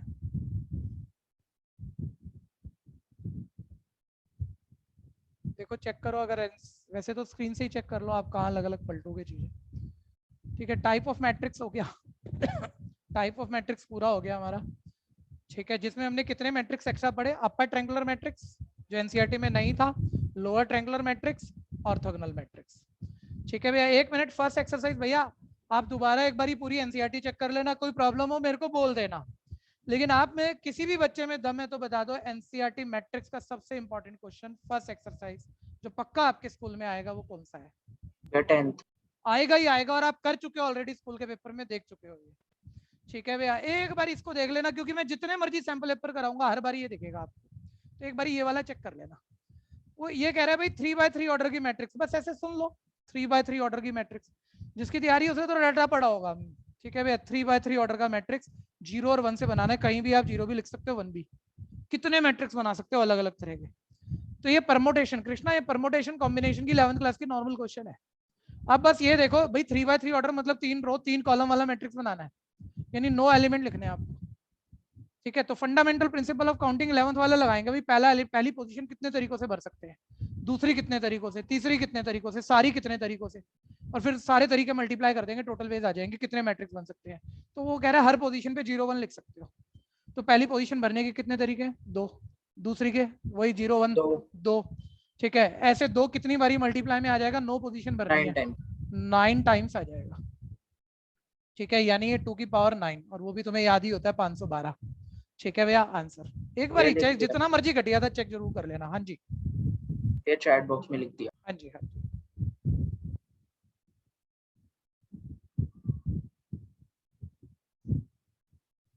भैया जो इस कंडीशन में ए का ट्रांसपोज उसका इनवर्स एक्ट कर रहा है ना, नहीं, ट्रांसपोज और इनवर्स सेम थोड़ी होते हैं। नहीं भैया, जैसे आपने ऑर्थोगोनल मैट्रिक्स में कराया कि अच्छा, चल तू आइडेंटिटी मैट्रिक्स की डेफिनेशन पकड़ गया, ठीक है, मान ली तेरी बात, बहुत ही बढ़िया, सही कह रहा है भाई, सही कह रहा है। नेक्स्ट आ जाओ। ऑपरेशन ऑफ मैट्रिक्स में प्लस में कोई खास बात नहीं है, सारे बस माइंड में सोच लेना, 2 मैट्रिक्स ऐड तब होते हैं जब उनके ऑर्डर सेम होते हैं, कॉरस्पॉन्डिंग एलिमेंट में कॉरस्पॉन्डिंग ऐड होता है, और ऐसे ही माइनस होता है, ऑर्डर सेम होना चाहिए। पता है कृष्णा? कोई बात ना बताओ, बोल देना, ठीक है, चाहे छोटी लगे चाहे बड़ी लगे। ठीक है, नेक्स्ट। लेकिन मल्टीप्लाई पर तो बहुत क्वेश्चन है, मैट्रिक्स मल्टीप्लिकेशन पे बहुत क्वेश्चन है। 1 मिनट, 2 मैट्रिक्स मल्टीप्लाई कब होते हैं? मान लो प्री मैट्रिक्स का ऑर्डर है m/n, पोस्ट मैट्रिक्स का ऑर्डर है n/p, मेरे को करने हैं दोनों मैट्रिक्स मल्टीप्लाई आपस में, तो कब होंगे 2 मैट्रिक्स मल्टीप्लाई? जब प्री मैट्रिक्स के ऑर्डर का नंबर ऑफ कॉलम, बाद वाला मेंबर, पोस्ट मैट्रिक्स के ऑर्डर में नंबर ऑफ रो, ये दोनों बिल्कुल सेम हो, तो ये मल्टीप्लाई होंगे, ये मल्टीप्लाई होंगे, और मल्टीप्लाई होके a इंटू बी, मल्टीप्लाई आपको याद ही होगी कैसे होती थी। आंसर का ऑर्डर कैसे आएगा? एक रफ बात करते थे, इसके कॉलम से इसका रो रफ काट दो, जो नंबर बचे हुए दिखे उससे आप आंसर का ऑर्डर मान लो। ठीक है भैया, क्लियर है कंडीशन? प्री मैट्रिक्स में number of column, post matrix के नंबर ऑफ रो इक्वल हो, कर सकते हो, कंडीशन जरूर लिखना, कंडीशन ऑफ मल्टीप्लिकेशन। पूछना है कुछ कृष्णा?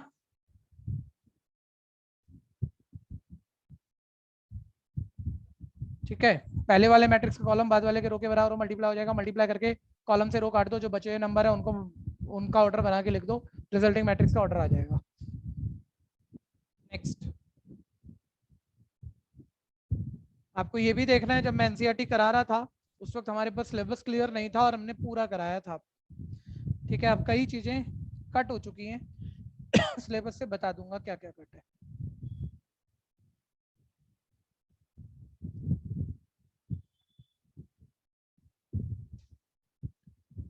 एक मिनट, एक आइडिया ले लेना कि वर्ड प्रॉब्लम उतना फोकस से हम करते नहीं है, नॉर्मली मैट्रिक्स चैप्टर की घटिया लगती है।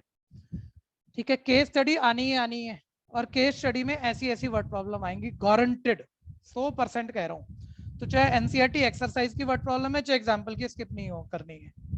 ठीक है, मैं यहाँ से नहीं ले रहा हूँ, मैंने पहले नहीं कराई थी ये वाली। ठीक है, क्योंकि ये मेरे असाइनमेंट में ऑलरेडी आ रही है, तो वहां कराऊंगा मैं आपको। ठीक है, केस स्टडी में ही आएगा, यही क्वेश्चन आएगा सेम। नेक्स्ट ध्यान देना।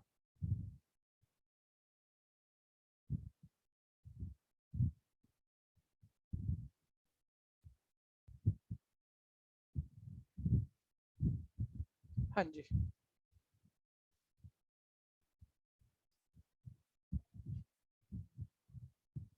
ये क्वेश्चन सारे 1 मिनट चेक कर लें आप। ये 1 मार्कर इंपॉर्टेंट क्वेश्चन है एमसीक्यू में, जो कि मेरे फिर ओसवाल वाले सैंपल पेपर में पूरे हैं, सारे हैं। ट्रांसपोज के रूल मैंने आपको लिखवा दिए, जिसमें एक नया लिखवाया, एबीसी की मल्टीप्लाई का होल ट्रांसपोज, उस पर भी रिवर्सल लॉ लगता है, C transpose, B transpose, A transpose है। अब यहाँ पर आप एलिमेंट्री रो ट्रांसफॉर्मेशन हमने किया था, ये कहीं भी नहीं आना है, इसका किसी भी तरह का क्वेश्चन नहीं आना है, तो कोई रिवाइज भी करेगा तो इसे दोबारा मत करना। ठीक है भैया, बहुत जबरदस्त टॉपिक था, बहुत क्लासें लगा दी थी हमने इसमें। अच्छा, जब एलिमेंट्री रो ट्रांसफॉर्मेशन की बात आ रही है तो यहाँ एक रूल बताया गया था जिसकी मल्टीपल चॉइस क्वेश्चन में और अदर मैट्रिक्स में, पार्ट ऑफ मैट्रिक्स में इंपॉर्टेंस है। ए की बी मैट्रिक्स से पोस्ट मल्टीप्लाई करो या प्री मल्टीप्लाई करो। अगर ए का इनवर्स बी है, अच्छा इनवर्स को भी छोड़ो, 1 मिनट रुकना बच्चों, 1 मिनट। मैं कह रहा हूँ ए की आइडेंटिटी मैट्रिक्स से पोस्ट मल्टीप्लाई करो या आइडेंटिटी मैट्रिक्स से प्री मल्टीप्लाई करो, सारे बताओ क्या आता है। ए तो ये एक प्रॉपर्टी ये ट्रू है, पहले ये ध्यान देना। दूसरा था इनवर्टेबल एलिमेंट या inverse of matrix. Inverse of matrix क्या होता है? किसी मैट्रिक्स का इनवर्स। ए की किसी मैट्रिक्स से आप पोस्ट मल्टीप्लाई करो या उस मैट्रिक्स से प्री मल्टीप्लाई करो, मल्टीप्लाई होके आइडेंटिटी मैट्रिक्स आ जाए तो कहा जाता है बी इज इनवर्स ऑफ ए और ए इज इनवर्स ऑफ बी। मतलब हम, कृष्णा ध्यान से ऐसे सोचना, हम ए की के साथ कोई ऐसी मैट्रिक्स ढूंढ पा रहे, कोई भी जिसे हम बाद में रख के मल्टीप्लाई करें ए से, या उसी बाद वाले मैट्रिक्स को पहले रख के मल्टीप्लाई करें, आ जाए आइडेंटिटी मैट्रिक्स। ऐसा कोई मैट्रिक्स अगर हम ढूंढ पा रहे हैं ना तो उसे इनवर्स कहा जाता है। तो इसलिए बी ए का इनवर्स है या ए बी का इनवर्स है। ठीक है, अब ये बात आप में से बहुतों को पता है, बड़े ओवर कॉन्फिडेंट बैठे हो और घर पे बैठे हो तो नींद भी आ जाएगी, तो मेरे को पता था। ठीक है भैया, इस बात पे अशोक हंस भी रहा है सामने। अशोक बता, एक मैट्रिक्स से कितने इनवर्स पॉसिबल है?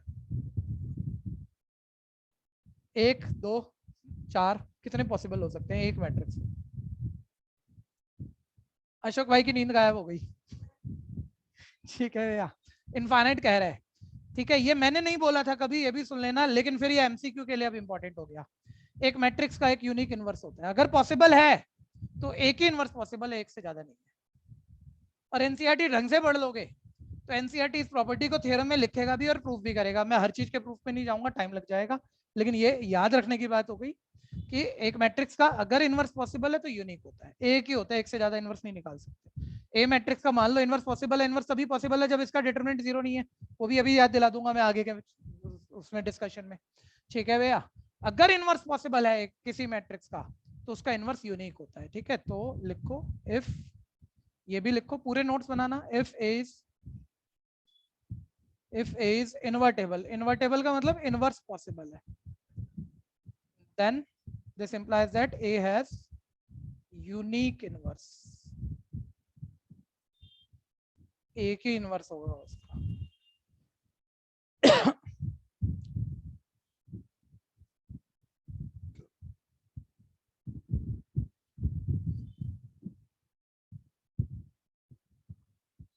हाँ जी, नाम, या तो आप एक शीट दे दो या अपना नाम लिख देंगे, आपको पता लग जाएंगे।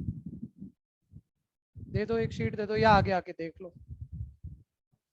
अब देखोगे तो मास में पहचान नहीं आएंगे बच्चे, वैसे भी 1.5 साल में शक्लें बदल गई हैं। एक दो को तो मैंने ही पूछ लिया, भैया नाम बताओ।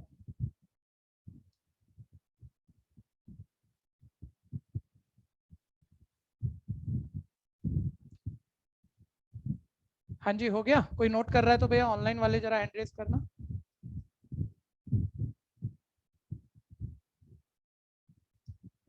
ठीक है, ये तो बात आ गई इनवर्स की, है ना।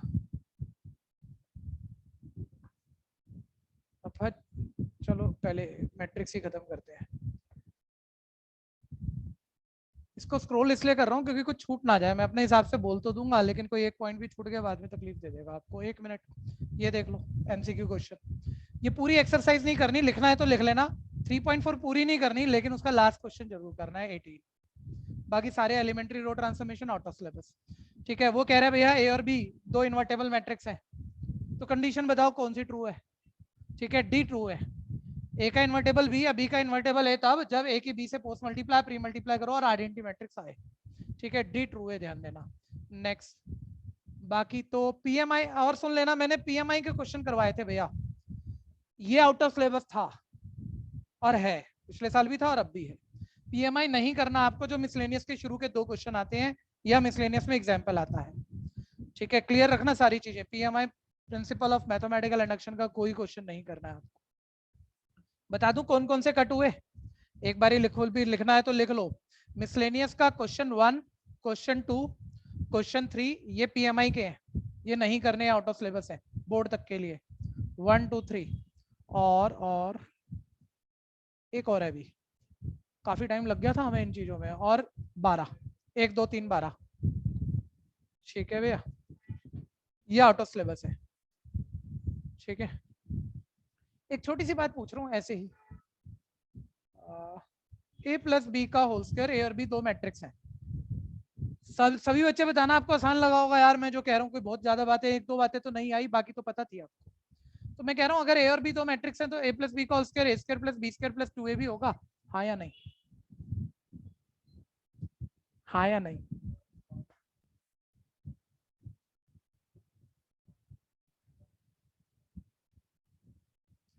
ठीक है, बच्चा एक जवाब दे रहा है, 1 मिनट सुनना बच्चों।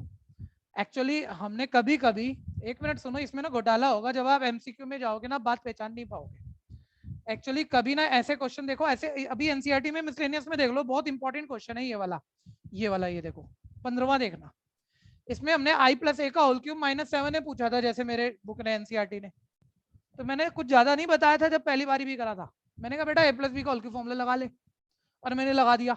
लगता नहीं है हकीकत में, लेकिन मैंने लगा दिया। ये मैंने पूरा फॉर्मूला फटाफट से a प्लस बी का होल क्यूब ही डाल दिया। ठीक है, और फिर वो जो क्वेश्चन दिया हुआ था भाई ए स्क्वायर एक इक्वल है, उससे रिड्यूस कर करके चीजें निकाल के यहाँ डाला, कुछ प्लस माइनस करा, आंसर आ गया। जो भी आता है मैं दोबारा समझा दूंगा, अभी क्वेश्चन करा दूंगा, आप क्वेश्चन पे मत जाओ। पहले ये समझो जेन्युइनली ये फॉर्मूला नहीं लग सकता। चांस की बात थी, इन दो मैट्रिक्स में एक आइडेंटिटी मैट्रिक्स था, और आइडेंटिटी मैट्रिक्स में एक रूल होता है, आइडेंटिटी की किसी भी मैट्रिक्स से पोस्ट मल्टीप्लाई करो या प्री मल्टीप्लाई करो, वापस ए आता है। तो इसलिए हम जब आइडेंटिटी के साथ कोई अदर मैट्रिक्स का ऐसा कोई फॉर्मूला बन रहा हो ना, तो लगा भी देते हैं, अलजेब्रा वाला ही लगा देते हैं, a प्लस बी का होल क्यूब, रटा हुआ लगा देते हैं और ठीक बैठ जाता है, क्योंकि उल्टा पुल्टा आइडेंटिटी की ए से मल्टीप्लाई करो वो बराबर ही होती है। लेकिन आपने जब मैट्रिक्स चैप्टर NCERT सीखा था, अगर दो मैट्रिक्स की मैं बात कर रहा हूँ भैया, जो जिनमें कोई भी आइडेंटिटी नहीं है, ना ए आइडेंटिटी मैट्रिक्स है ना बी आइडेंटिटी मैट्रिक्स है, कोई बच्चा आइडेंटिटी मैट्रिक्स भूल रहा है भैया, तो आइडेंटिटी मैट्रिक्स जिसके डायगोनल एलिमेंट 1 थे और बाकी 0 थे, ऐसा स्क्वायर मैट्रिक्स आइडेंटिटी मैट्रिक्स था। वापस ए और बी में कोई भी आइडेंटिटी मैट्रिक्स नहीं है, तो इनकी प्री मल्टीप्लाई या पोस्ट मल्टीप्लाई, मतलब उल्टा पुल्टा मल्टीप्लाई, कभी भी इक्वल होना जरूरी नहीं। मैं नहीं कह रहा होती नहीं है, मैं कह रहा हूँ जरूरी नहीं है, यूनिवर्सल ट्रूथ नहीं है। तो एक बारी जल्दी से बताओ, अगर ये i प्लस ए का होल स्क्वायर होता, मैट्रिक्स है दोनों, आप फॉर्मूला लगा सकते कि नहीं? इसमें लगा दो, लगा सकते हैं। लगाना तो यहाँ भी नहीं चाहिए, लेकिन 1 मिनट में बताऊं जरा एक्चुअल रूल क्या चल रहा है। देखो i प्लस ए की क्वेश्चन है, इसके केस स्टडी में बहुत सारे फंसा रहा है वो बच्चों को बाद में, तो क्या फायदा होगा, मैं आपको पेपरों में समझा रहा हूँ, अभी समझ लो ना। एक्चुअली ये ऐसे मल्टीप्लाई होना चाहिए, ये आई स्क्वायर प्लस ये आई ए, फिर ए आई, मल्टीप्लाई सबको आती है, प्लस ए स्क्वायर। लेकिन आपको पता है आई ए आई सेम होता है, आइडेंटिटी में सेम होती है उल्टी पुल्टी, तो पलट दिया 2ia हो गया, तो आपने डायरेक्ट फॉर्मूला लगाया तो गुना थोड़ी कर दिया था, तब भी यही आता था। लेकिन इसको आप ऐसे लिखोगे ये रॉन्ग है, ये इक्वल नहीं है, क्योंकि देखो अगर a प्लस बी को 2 बारी मल्टीप्लाई करोगे ना, वो A square A plus B को 2 बारी मल्टीप्लाई करो, देखो मैट्रिक्स है तो plus A B plus B A plus B square ये आएगा। और सारे बताओ क्या बी और ए बी बराबर होता है क्या? जरूरी है क्या? नहीं भैया, नहीं जरूरी है, तो आप बी ए को ए बी लिख नहीं सकते, ए बी लिख नहीं सकते, तो A B plus A B 2ab हो नहीं सकता। यानी इस पर अगर मैं फॉर्मूला बोल रहा हूँ कि A square plus B square plus 2ab है मैट्रिक्स कंटेस्ट में, तो वो गलत था। ये बात क्लियर है? यानी यहाँ पर आपको 2 पॉइंट और बढ़ाने हैं। तो ये फायदा होता है जब हम NCERT पलट रहे होते हैं ना, और चीजें पता हो तो कैसे तैयार करना है चीजों को। a प्लस आई पर होल स्क्वायर या होल क्यूब आइडेंटिटी एक्सेप्टेबल है, लगा देना अपनी रटी हुई आइडेंटिटी, एक्सेप्टेबल है, करेक्ट है, ऐसे एक शॉर्ट नोट लिखना, ठीक है। लेकिन a plus B whole square ये नॉट इक्वल है a square plus B square plus 2ab, reason मैं आपको दे चुका हूँ, ठीक है। ऐसे ही शॉर्ट नोट लिख लो बस। हाँ आगे दे दीजिए, आयुषी पीछे से शीट ले लेना।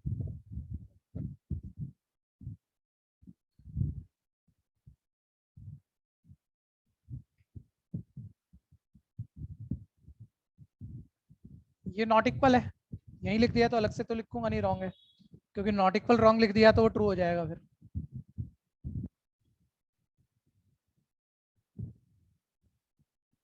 एक जब आप बोर्ड की तैयारी करेंगे, थैंक यू, तो आपको अपने NCERT के सारे ब्लू बॉक्सेस जरूर पढ़ने हैं।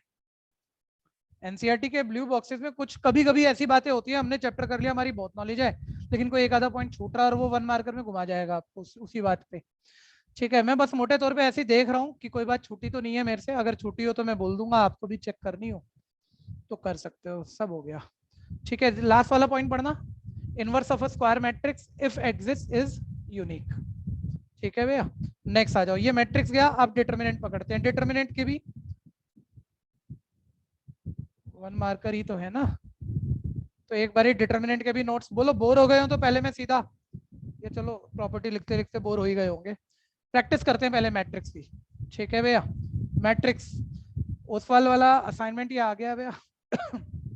आंसर मत देखना, हर क्वेश्चन चाहे जितना मर्जी घटिया लगे बढ़िया लगे निकालने की कोशिश करना। ठीक है भैया, समस्या है तो बोल देना। दिया क्या हुआ है मुझे first question, x1 into 1 minus 2 0 0। एक मैट्रिक्स इक्वेशन दी है जो कि 0 के इक्वल है। 0 मतलब, एक मिनट सारे बच्चे बोलना, मैट्रिक्स ही मल्टीप्लाई करके कोई नंबर आएगा या मैट्रिक्स ही आएगा? तो राइट साइड पे नंबर नहीं है, ये 0 मैट्रिक्स है। जिस ऑर्डर का यहाँ मैट्रिक्स आ जाए, जिस भी ऑर्डर का आ जाए, उसी ऑर्डर का राइट साइड पे आपको 0 मैट्रिक्स लिखना पड़ेगा। और 0 मैट्रिक्स के सारे एलिमेंट 0 होते हैं। आप में से जो भी बच्चा ऑनलाइन या ऑफलाइन मल्टीप्लाई भूला हुआ है, पहले मुझे बता दो, शर्माना मत। यहाँ पे हैंड रेस कर दो ऑनलाइन वाले अगर मल्टीप्लाई मैट्रिक्स ही भूले हुए। 2 मिनट लगेंगे याद करने में, आपको बताना पड़ेगा अगर दिक्कत में हो तो। रो कॉलम से मल्टीप्लाई होती है, पहली रो पहले कॉलम से, तो multiply x into 1 x minus 2, ये पहला एलिमेंट आ गया। लिखना वही है फर्स्ट रो फर्स्ट कॉलम पे। फिर फर्स्ट रो सेकंड कॉलम से, तो वो x इंटू 0 0 प्लस 1 इंटू 0 0 आ गया। और ये एक्चुअली 1/2 ऑर्डर है, तो राइट पे जो 0 मैट्रिक्स है वो भी 1/2 ऑर्डर है, उसी ऑर्डर का है। अब आपको पता है मैट्रिक्स इक्वल है तो कॉरस्पॉन्डिंग एलिमेंट इक्वल होंगे, a11 के इक्वल होगा, उसी से x आ रहा है, तो x आपका 2 आ गया। ठीक है भैया, करेक्ट ऑप्शन हमने मार्क कर दी यहाँ पे, डी पार्ट। अपने से करना, कहीं भी दिक्कत है बोलना।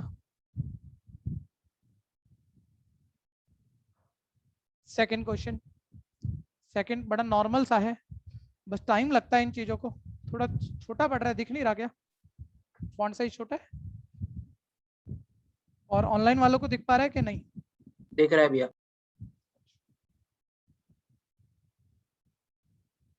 करो, आप करो, मेरे से आगे निकलो, मैं 1 मिनट इसका साइज एडजस्ट कर दूं।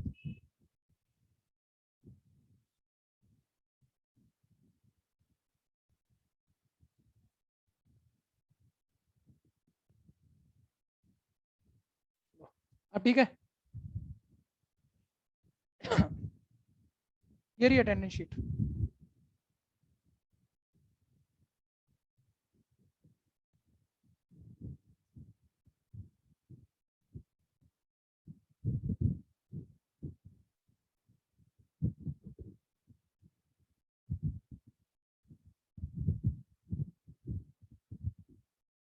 हाँ जी, जल्दी जल्दी करेंगे, तेज से स्पीड बनाते हैं। a2 माइनस 3 4, तो सीधा A B plus X Y निकालना है, वैल्यू डाल लो ना यार, a इंटू बी। अच्छा, ये सिंगल रो सिंगल कॉलम में मल्टीप्लाई में गलती हो जाती है कभी कभी, कभी कभी हो जाती है। मतलब बढ़िया वाले में तो मैं नहीं समझता, आपने सीखा हुआ है तो आप गलती करोगे मल्टीप्लाई में। Plus X Y. अच्छा, जब कंफ्यूजन क्रिएट हो रही हो ना, कई बार आपको लगता है कि ये 3/3 ऑर्डर बनेगा, ये 3/3 ऑर्डर बनेगा। बच्चा क्या करता है, पहला पहले से, दूसरा दूसरे से, ऐसे कर रहा होता है। तो ना ऐसे, मतलब कभी कंफ्यूजन लगे तो चेक कर लेना, एक रो 3 कॉलम, 3 रो 1 कॉलम, कॉलम रो से कट गए, आंसर का ऑर्डर 1 बाय 1 है, यानी इसमें एक ही एलिमेंट है। और पूरी रो पूरे कॉलम से मल्टीप्लाई होके ए पहली रो पहला कॉलम 1 1 पोजीशन बनाएगी। तो 2 3 6 माइनस 6 0 और 4 2 8, 0 प्लस 8 ये आ गया। ठीक है, सॉरी 6 माइनस 6 प्लस 8 यानी 8 आ गया। ठीक है भैया, प्लस, और ये पूरी रो पूरे कॉलम से मल्टीप्लाई, यानी ये 2 प्लस 6 8 प्लस 12 20, यानी आंसर आ गया आपका। ठीक है भैया, 28 से बना मैट्रिक्स, मैट्रिक्स 28 से बना। तो सी तो लिख नहीं दोगे, ऑब्वियस मैट्रिक्स से मल्टीप्लाई एड सब्ट्रैक्ट करके मैट्रिक्स आएगा, यानी ऑप्शन कौन सा पार्ट है, ए पार्ट। नेक्स्ट, थर्ड आपको दिख रहा था साइड में, थर्ड ये रहा, निकाल दिया। घटिया सा है, देख के भी निकलेगा, बिल्कुल घटिया सा है, सब हर तरह के क्वेश्चन होते हैं पेपरों में। थर्ड, वो बोलता है पी और क्यू दो मैट्रिक्स हैं जिसमें पी का ऑर्डर 3/n है। थर्ड क्वेश्चन, ठीक है, ये देखो Q का ऑर्डर n बाय p है, तो p और q को मल्टीप्लाई करोगे तो आंसर का ऑर्डर क्या आएगा? तो आंसर का ऑर्डर, कॉलम से रो कट जाएंगे, आंसर का ऑर्डर 3 बाय p आएगा। यानी ऑप्शन कौन सी है? ए पार्ट। नेक्स्ट, मेरे से पहले निकालना हर क्वेश्चन। फोर्थ, देख के बोलो, देख के बोलो। बोलता है स्क्वायर मैट्रिक्स में ऑर्डर, अरे ऑनलाइन वाले बोलो ना, स्क्वायर मैट्रिक्स में एम एन रो और कॉलम इक्वल होते हैं, बड़े एम एन से ग्रेटर स्मॉलर क्या होता है? जल्दी बोलो। रो और कॉलम इक्वल होते हैं, कोई कंफ्यूजन? इक्वल होते हैं। नेक्स्ट, फिफ्थ पे आ जाओ, फिफ्थ पे करो, देखो करो, बहुत बड़ा घटिया यार, आधे गलत कर दोगे, घटिया क्वेश्चन गलत कर दोगे। जिसको पता है मैंने गलत बोला कि कहाँ गलत होता है बस वही ठीक करेगा, बाकी तो गलत करोगे तुम। सबको पता है यार मैट्रिक्स इक्वल है, मैट्रिक्स इक्वल है, ठीक है भैया, तो कॉरस्पॉन्डिंग पोजीशन इक्वल होती है, ठीक है भैया। तो a11 के इक्वल है, तो 3x + 7 इक्वल है 0। ऐसे ही a12 इक्वल है 5 इक्वल है y - 2।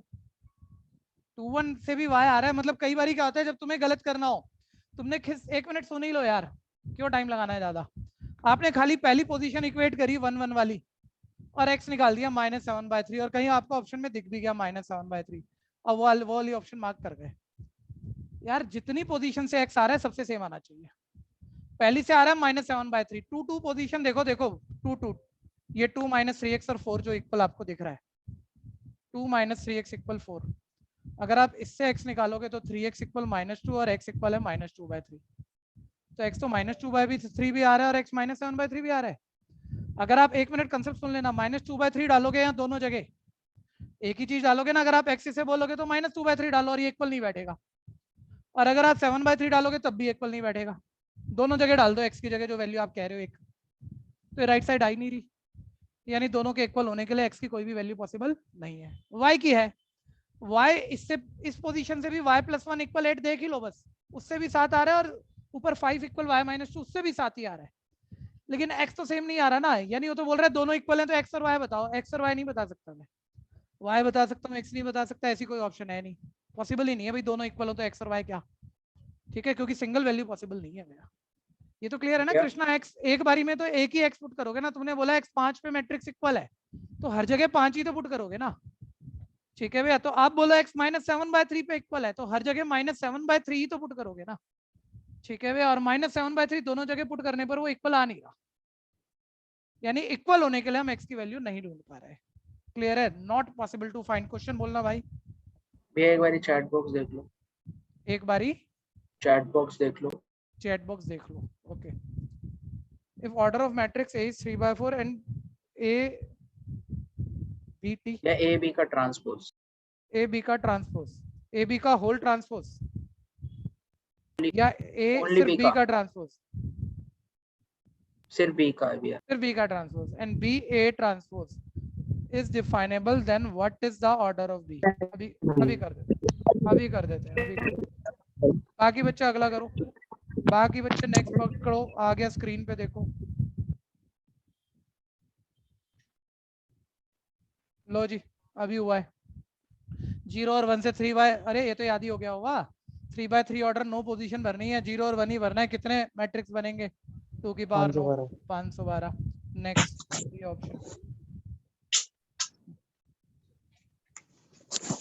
ठीक है। एक मिनट, एक क्वेश्चन एक बच्चे ने दिया, आप सारे मेरे साथ आ जाओ, क्वेश्चन सुन लो और निकाल लेना आप मेरे से पहले, मैं आपसे बाद में करने की किसी का कोशिश माइक करूंगा। खोला है। ठीक है, ये चैट बॉक्स पे क्वेश्चन आया, बोलता है A का ऑर्डर 3/4 है, B का क्या हो, क्या पता क्या हो, जबकि ये बच्चा कहता है A B का ट्रांसपोज, ये ट्रांसपोज सिर्फ B के ऊपर है, ये मल्टीप्लाई डिफाइंड है, और B transpose B A transpose ये मल्टीप्लाई भी डिफाइंड है, तो आप B का ऑर्डर ढूंढ दो।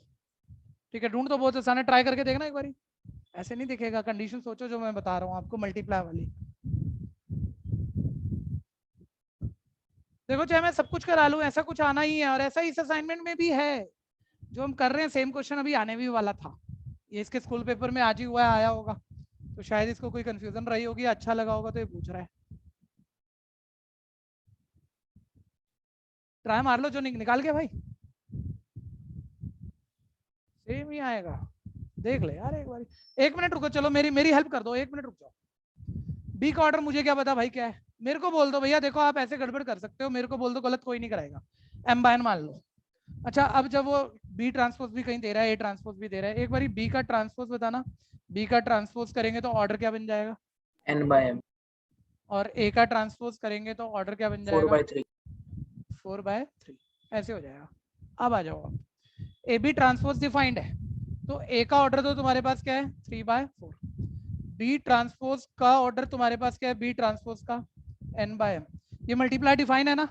और बोलो दो चीजें, दो मैट्रिक्स का मल्टीप्लाई होंगी जब इसका कॉलम उसका रो बराबर हो, यानी n की वैल्यू क्या आ गई, n पता लग गया। देखो ऑर्डर में n चाहिए था तुम्हें b का ऑर्डर पूछा था, अब m चाहिए। अब इधर आ जाओ, b का ऑर्डर क्या है, b का m by n, a transpose का ऑर्डर क्या है, a ट्रांसपोज का 4/3, और मल्टीप्लाई कब होगा, जब कॉलम रो बराबर हो, यानी n का मतलब फिर कितना आया 4, ठीक है भैया। और n का मतलब 4 आ रहा है, एक मिनट सुनते रहना। m का कोई मीनिंग क्लियर नहीं हो रहा ना, इस कंडीशन पे क्लियर हो रहा ना दूसरी वाली पे क्लियर हो रहा, कोई और अदर कंडीशन तो नहीं है ना मेरे भाई, नहीं भैया। ठीक है। तो m/4 इसका ऑर्डर पूछा था ना, b का, m तो जो मर्जी हो सकता है, कोई फर्क ही नहीं पड़ रहा, 2 डालो 3 डालो 10 डालो 15 डालो, n पक्का यहाँ 4 होगा, ठीक है भैया। कोई दिक्कत है तो बोल दो, कर लो। मयंक कोई दिक्कत है तो बोलना, नहीं भैया। आपने ही पूछा ना, हाँ जी भैया। ऑप्शन दिए आपके पास पेपर में, हाँ जी भैया। सुन के मत छोड़ देना।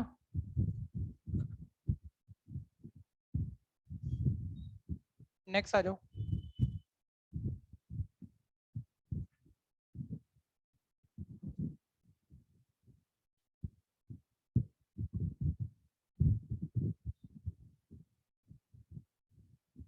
लो जी, एनसीईआरटी जो मैं कह रहा था अभी कि यार ये काफी आते हैं, एनसीईआरटी वाला ही क्वेश्चन है, एक बार जल्दी जल्दी निकाल दो, निकाल दो।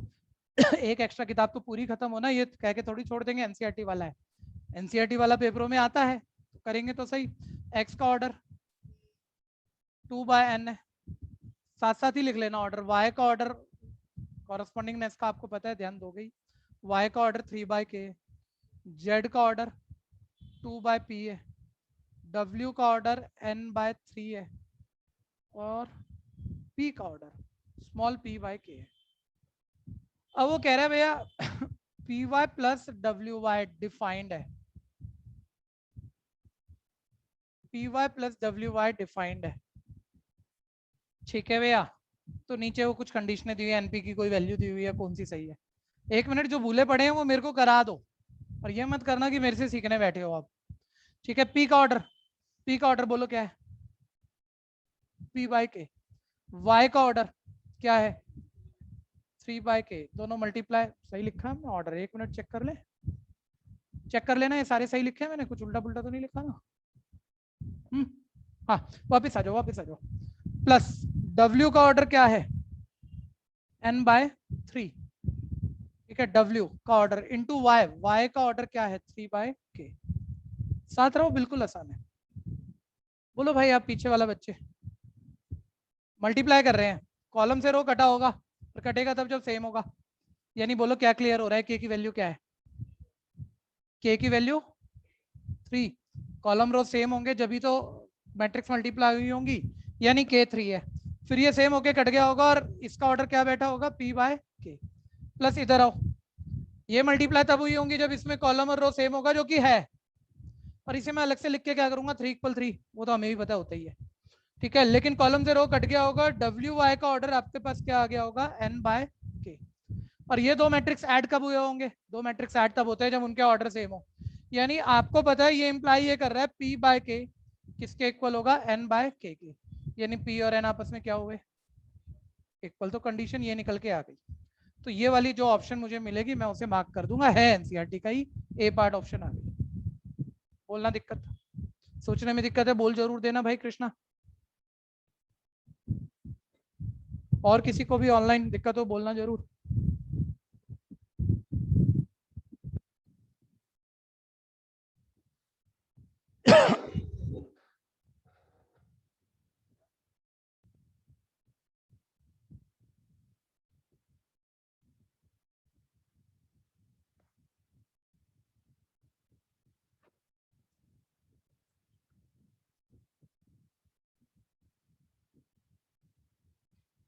कोई कर रहा है तो बता दीजिए। ये लास्ट में n इक्वल k नहीं होगा? देखें जरा, ऑर्डर को उल्टा पुल्टा तो नहीं कर सकते, number of row by number of column होता है, रो बाय कॉलम, और रो के ही बराबर होंगी, है ना। तो p और n इक्वल आएगा और कॉलम के ही बराबर होगा, तो p और n ही तो इक्वल आएगा। ठीक है बेटा। नेक्स्ट 8th, यही एनसीईआरटी का इससे अगला वाला था, निकालना है वही सब कुछ है, XYZ WP मैंने मिटा दिया, अब दोबारा लिखना पड़ जाएगा, है ना। वो बोलते हैं 7x माइनस 5z का ऑर्डर क्या आएगा। वो तो ऊपर लिखा है, क्वेश्चन में लिखे रहने तो जो लिखा है बस आप सीधा क्वेश्चन जो पूछ रहा है उसको पकड़ो। 7x माइनस 5z का ऑर्डर क्या आएगा, तो पहले आप x का ऑर्डर चेक कर लो। ऊपर x का ऑर्डर था आपके पास 2/n, और z का ऑर्डर चेक कर लो, तीसरा मैट्रिक्स है, तीसरा वाला है 2/p। एक मिनट सारे बच्चे ध्यान दो, इधर मेरे को पहले करा दो। ये दोनों मैट्रिक्स माइनस हो रहे हैं, दो मैट्रिक्स माइनस कब होंगे, जब उनके ऑर्डर सेम यानी होंगे। 2/n और 2/p आपस में क्या होना चाहिए, पहली बार सेम होना चाहिए, यानी n और p बराबर है। यानी जो आंसर का ऑर्डर है, जो भी आंसर है उसका ऑर्डर है, उसे आप 2/n भी कह सकते हो और 2/p भी कह सकते हो। ठीक है, दोनों सेम ही है, जब भी तो माइनस हुआ होगा, और वो कह रहा है माइनस हुआ है, बता आंसर का ऑर्डर, तो वो 2/n और 2/p दोनों आ सकता है। दो ऑप्शन तो मिलेंगे नहीं, ऑब्वियस सी बात है, और अगर दोनों दे दे तो a एंड b करके उसे एक तीसरी ऑप्शन बनानी पड़ेगी, तो आपको 2/n मिल गई, यानी ऑप्शन कौन सी पार्ट हो गई आपकी। कंफ्यूजन है तो बोलना, ऑनलाइन वाले बच्चों।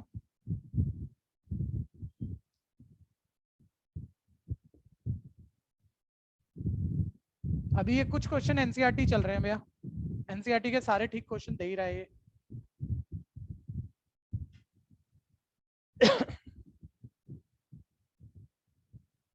नेक्स्ट देखो, देखते के साथ कर दो, तुम्हें इतना तो ज्यादा बच्चों को तो आता ही है।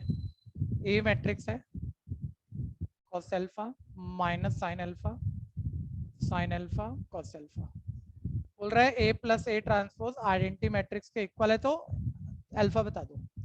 तो वैसे कंडीशन ही सॉल्व करोगे, ए मैट्रिक्स क्या है आपके पास, cos alpha minus sine alpha cos alpha, उसका ट्रांसपोज पहली रो पहला कॉलम कर दो, cos alpha minus sine alpha, दूसरी रो दूसरा कॉलम कर दो, sin alpha cos alpha, equal identity matrix. जब ये 2/2 ऑर्डर है तो ऐड होके भी 2/2 ऑर्डर का आइडेंटिटी मैट्रिक्स ही आएगा। आइडेंटिटी मैट्रिक्स में डायगोनल एलिमेंट 1 अदर 0 आपको ध्यान होगा। हाँ, अब इन्हें आप ऐड करो दोनों मैट्रिक्स को, कॉरस्पॉन्डिंग एलिमेंट में कॉरस्पॉन्डिंग ऐड होगा, यानी ये आएगा 2 cos अल्फा, ये माइनस साइन प्लस साइन 0, फिर sine plus sine minus sine 0, फिर cos plus cos 2 cos equal है 1 0 0 1। बोलना कंफ्यूजन यहाँ तक। एक बात ना बड़ी जरूरी है कि जब हम रिवीजन पर आ गए, बात कोई भी कितनी भी आसान और वही बात कितनी भी मुश्किल एक ही बच्चे के लिए, अलग अलग तरह के बच्चे के लिए हो सकती है। आप कुछ भूले पड़े हो बोल देना, बैठे मत रहना बिना बोले, मेरे को नहीं पता लगेगा आपकी कहाँ कंफ्यूजन रह गई, आप क्या भूल गए, जो मुझे दोबारा बताना है। सबको पता है मैट्रिक्स इक्वल है कॉरस्पॉन्डिंग पोजीशन के एलिमेंट की वैल्यू सेम होगी, और A22 से भी निकालूंगा तो बात वही है, कुछ अलग नहीं है, इसलिए दो बारी करने की जरूरत है नहीं। cos अल्फा हाफ है, ठीक है भैया, cos अल्फा हाफ है, हर शाप से क्वेश्चन है, cos अल्फा हाफ है तो अल्फा का आंसर। बच्चा कह रहे हैं सर ये तो 10 से पता है मुझे कि cos 60 डिग्री हाफ होता है, लेकिन आपको 11 से ये भी पता है सिर्फ cos 60 डिग्री ही हाफ नहीं होता, माइनस इनफाइनाइट से प्लस इनफाइनाइट के बीच में इनफाइनाइट नंबर ढूंढ सकते हो जहाँ cos प्लस हाफ हो जाएगा, तो आप सिर्फ 60 डिग्री ही क्यों बोलोगे। वो बच्चा बड़े आराम से बच के निकलने की कोशिश कर रहा है, बोल रहा है ऑप्शन जो 4 है उसमें एक 60 और इनफाइनाइट वाली है नहीं, तो मैं तो 60 मार्क कर दूंगा। ठीक है, बात अच्छी है, लेकिन फिर भी मैं आपको ऑप्शन नहीं दे रहा, मैं आपसे पूछ रहा हूँ इसके कितने आंसर। आप ध्यान से सुनना, अगर मैं इससे अल्फा निकाल रहा हूँ तो दोनों तरफ कॉस इनवर्स यूज कर दूं, इधर से कॉस इनवर्स कॉस को उड़ा गया और उधर कॉस इनवर्स हाफ आ गया, प्रिंसिपल वैल्यू ब्रांच से निकालोगे। ठीक है भैया, इन्वर्टेबल तो तभी पॉसिबल है ना, वो आगे वाले भी हो सकते हैं, लेकिन जब हम प्रिंसिपल वैल्यू ब्रांच को छोड़ के अदर ब्रांच से निकालें, अदर रेंज से निकालें, तो इसलिए एक ही जनरली बोला जाता है। ठीक है भैया, तो यानी आंसर कितना है आपका, वही जो आप कह रहे थे 60 डिग्री। कोई कंफ्यूजन है तो बोलना। ऑप्शन देख लेते हैं, 60 यानी π/3 रेडियन आ गया, बी पार्ट है वहां पे।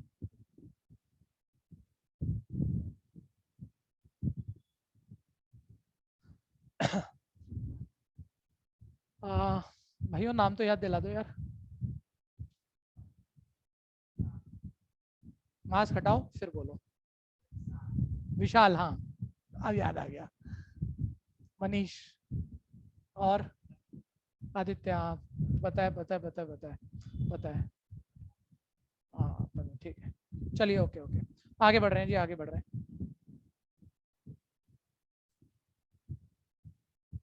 हो गया ना। नेक्स्ट 10th पे आ जाओ, बस देखना है अभी एनसीईआरटी में पढ़ के आए हैं। ए और बी एक दूसरे का इनवर्स है। देखो एनसीईआरटी प्योर चल रही है तो ए बी और आई बराबर होंगे। ए का इन्वर्ट बी का इन्वर्स ए तब जब उनकी पोस्ट या प्री मल्टीप्लाई करो और आइडेंटिटी मैट्रिक्स आए। तो कौन सा पार्ट हो गया? डी।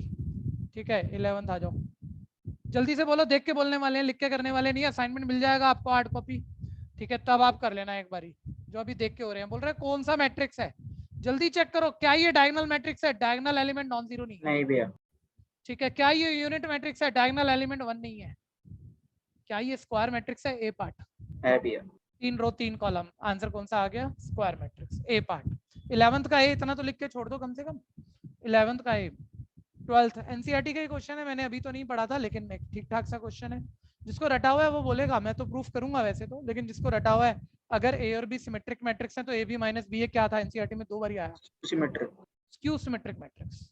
अगर रट गया हो अगर करके, और एनसीईआरटी ध्यान हो, नहीं ध्यान है मत करना, 1 मिनट नहीं ध्यान है चेक कर लो, क्योंकि करने से रटेगा। प्रूफ सीख लोगे अपने आप याद हो जाएगा, 2 बार हाथ से लिख लोगे। बोल रहा है गिवन है ए और बी सिमेट्रिक मैट्रिक्स है, यानी ए का ट्रांसपोज ए है। भाई सिमेट्रिक मैट्रिक्स होता ही वही है जिसका ट्रांसपोज करके आ जाए विशाल भाई। बी सिमेट्रिक मैट्रिक्स है मनीष भैया, तो बी का ट्रांसपोज बी होगा ही, ये तो गिवन ही दिया होगा आपको। अब वो भैया ए बी माइनस बी ए के बारे में कह रहा है, भैया चेक कर दो कौन सा मैट्रिक्स है।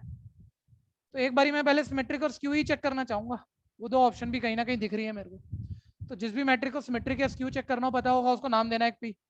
अब पी का ट्रांसपोज करके देखना, वापस यही बन गया, मतलब पी बन गया तो सिमेट्रिक है, और नेगेटिव पी बन गया तो स्क्यू है। कुछ भी ना बना पी या माइनस पी, तो फिर कोई और ऑप्शन ढूंढेंगे अगर ढूंढ पाए तो। ठीक है, तो मैंने ट्रांसपोज बोथ साइड कर दिया। ट्रांसपोज किसी सिंगल मैट्रिक्स का नहीं होता, पूरी साइड का होता है, आपको पता है। थोड़ा माइंड में कर लेना, चलो स्किप नहीं करता, बीच में माइनस और ट्रांसपोज दोनों मैट्रिक्स के ऊपर चला जाएगा। मल्टीप्लाई में आप ट्रांसपोज जब करते हो रिवर्सल लॉ लगता है कि ए बी का whole transpose B transpose A transpose होगा, बी ए का ए ट्रांसपोज बी ट्रांसपोज होगा। और देखो ए और बी तो सिमेट्रिक है, उनके ट्रांसपोज तो वही है, यानी बी ट्रांसपोज की जगह बी, ए की जगह ए ट्रांसपोज की जगह ए, और बी ट्रांसपोज की जगह बी। और तुम सबको पता है बी इंटू ए और ए इंटू बी इक्वल होना जरूरी नहीं है, ये कट नहीं सकता है, जीरो नहीं आएगा किसी भी हालत में। कभी कोई बच्चा काट के जीरो बोल के जीरो मैट्रिक्स मार्क कर दे, गलत हो जाएगा। ए इंटू बी और बी इंटू ए बराबर होना जरूरी नहीं होता, कटेगा है नहीं है। आप ज्यादा से ज्यादा माइनस कॉमन लोगे तो ओरिजिनल बन जाएगा। तो देखो आपका क्या आया, ये लेफ्ट साइड तो वही चल रही थी, पी का ट्रांसपोज माइनस इसका मतलब देख लो फर्स्ट इक्वेशन से पी है, यानी किसी मैट्रिक्स का ट्रांसपोज उसी का नेगेटिव आ जाए तो वो कौन सी मैट्रिक्स होती है? Skew symmetric. एनसीईआरटी ने इसे 2 बार ही पूछा हुआ है बच्चों, 2 बार ही एनसीईआरटी में एक्सरसाइज में। ठीक है, अब देखो सैंपल पेपर में जो तुम्हें मिल रहा है खाली ओसवाल एक पेपर मत मान लो, स्कूल पेपर अभी देख लेना, गोल गोल घूमेगा ये क्वेश्चन, काफी इंपॉर्टेंट है। ठीक, इस क्वेश्चन पे हम आज की क्लास लीव करेंगे, लेकिन जरूरी इंफॉर्मेशन कुछ है, जरा ध्यान से सुन लेना। इस वीक आपकी क्लास जैसे हमारा शेड्यूल टाइम था वही चल रही है, ट्यूसडे थर्सडे सैटरडे 3:30 से 5। ठीक है भैया, और अगले वीक से क्या कहा हुआ था मैंने? Wednesday Thursday Friday Saturday. क्या टाइम बोली थी? 3:30 से 5। ठीक है, अब मैंने तो शेड्यूल यही किया है कि मैं 4 दिन पढ़ाऊंगा, 1.5 घंटा। ठीक है भैया, लेकिन अगले वीक के लिए मतलब कहीं शायद एक क्लास मतलब 3 ही पूरी कर पाऊँ, शायद, पक्का नहीं है। ठीक है, या 4 हो जाए। ठीक है, ये मैं आपको कई दिनों से कहता आ रहा हूँ, अभी तक कोई गड़बड़ हुई नहीं है, लेकिन कुछ है कि कहीं रुकेंगी तो क्लास 1-2 दिन की लगातार बैक टू बैक रुकेंगी मेरी। ठीक है, बाकी फिर आगे पीछे तो मैं पढ़ाता रहूंगा। ठीक, चलिए क्लास हुआ, क्लास हुआ। आपकी फीस जिन जिन बच्चों की ड्यू है अपनी फीस जरूर सबमिट करा दीजिएगा। ठीक है जी, जैसे भी कंफर्ट लेवल हो आपका। थैंक यू भैया। वेलकम बच्चों, गुड बाय, वेलकम। हो जाएंगी? अच्छा, हर वीक में होंगी? फिर कैसे करोगे? कर लेना लेकिन साथ के साथ, और कोई दिक्कत हो तो मुझे बोल देना। बाय भैया। अभी तो बच्चे सारे होते तो मॉल अलग होता। ये तो हम डरे हुए पढ़ा रहे हैं और आप भी डरे हुए पढ़ रहे हो।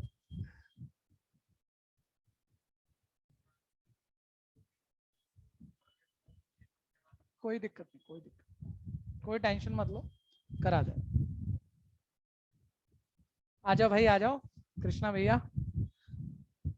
आप थोड़ा सा सीरियस हो जाइए, जो रिवीजन चल रही है ना, इसको साथ साथ दोबारा रिवाइज कर लियो, कोई दिक्कत हो अगली क्लास उठा लियो।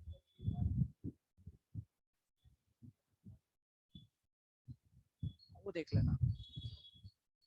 हाँ ठीक ठीक ठीक।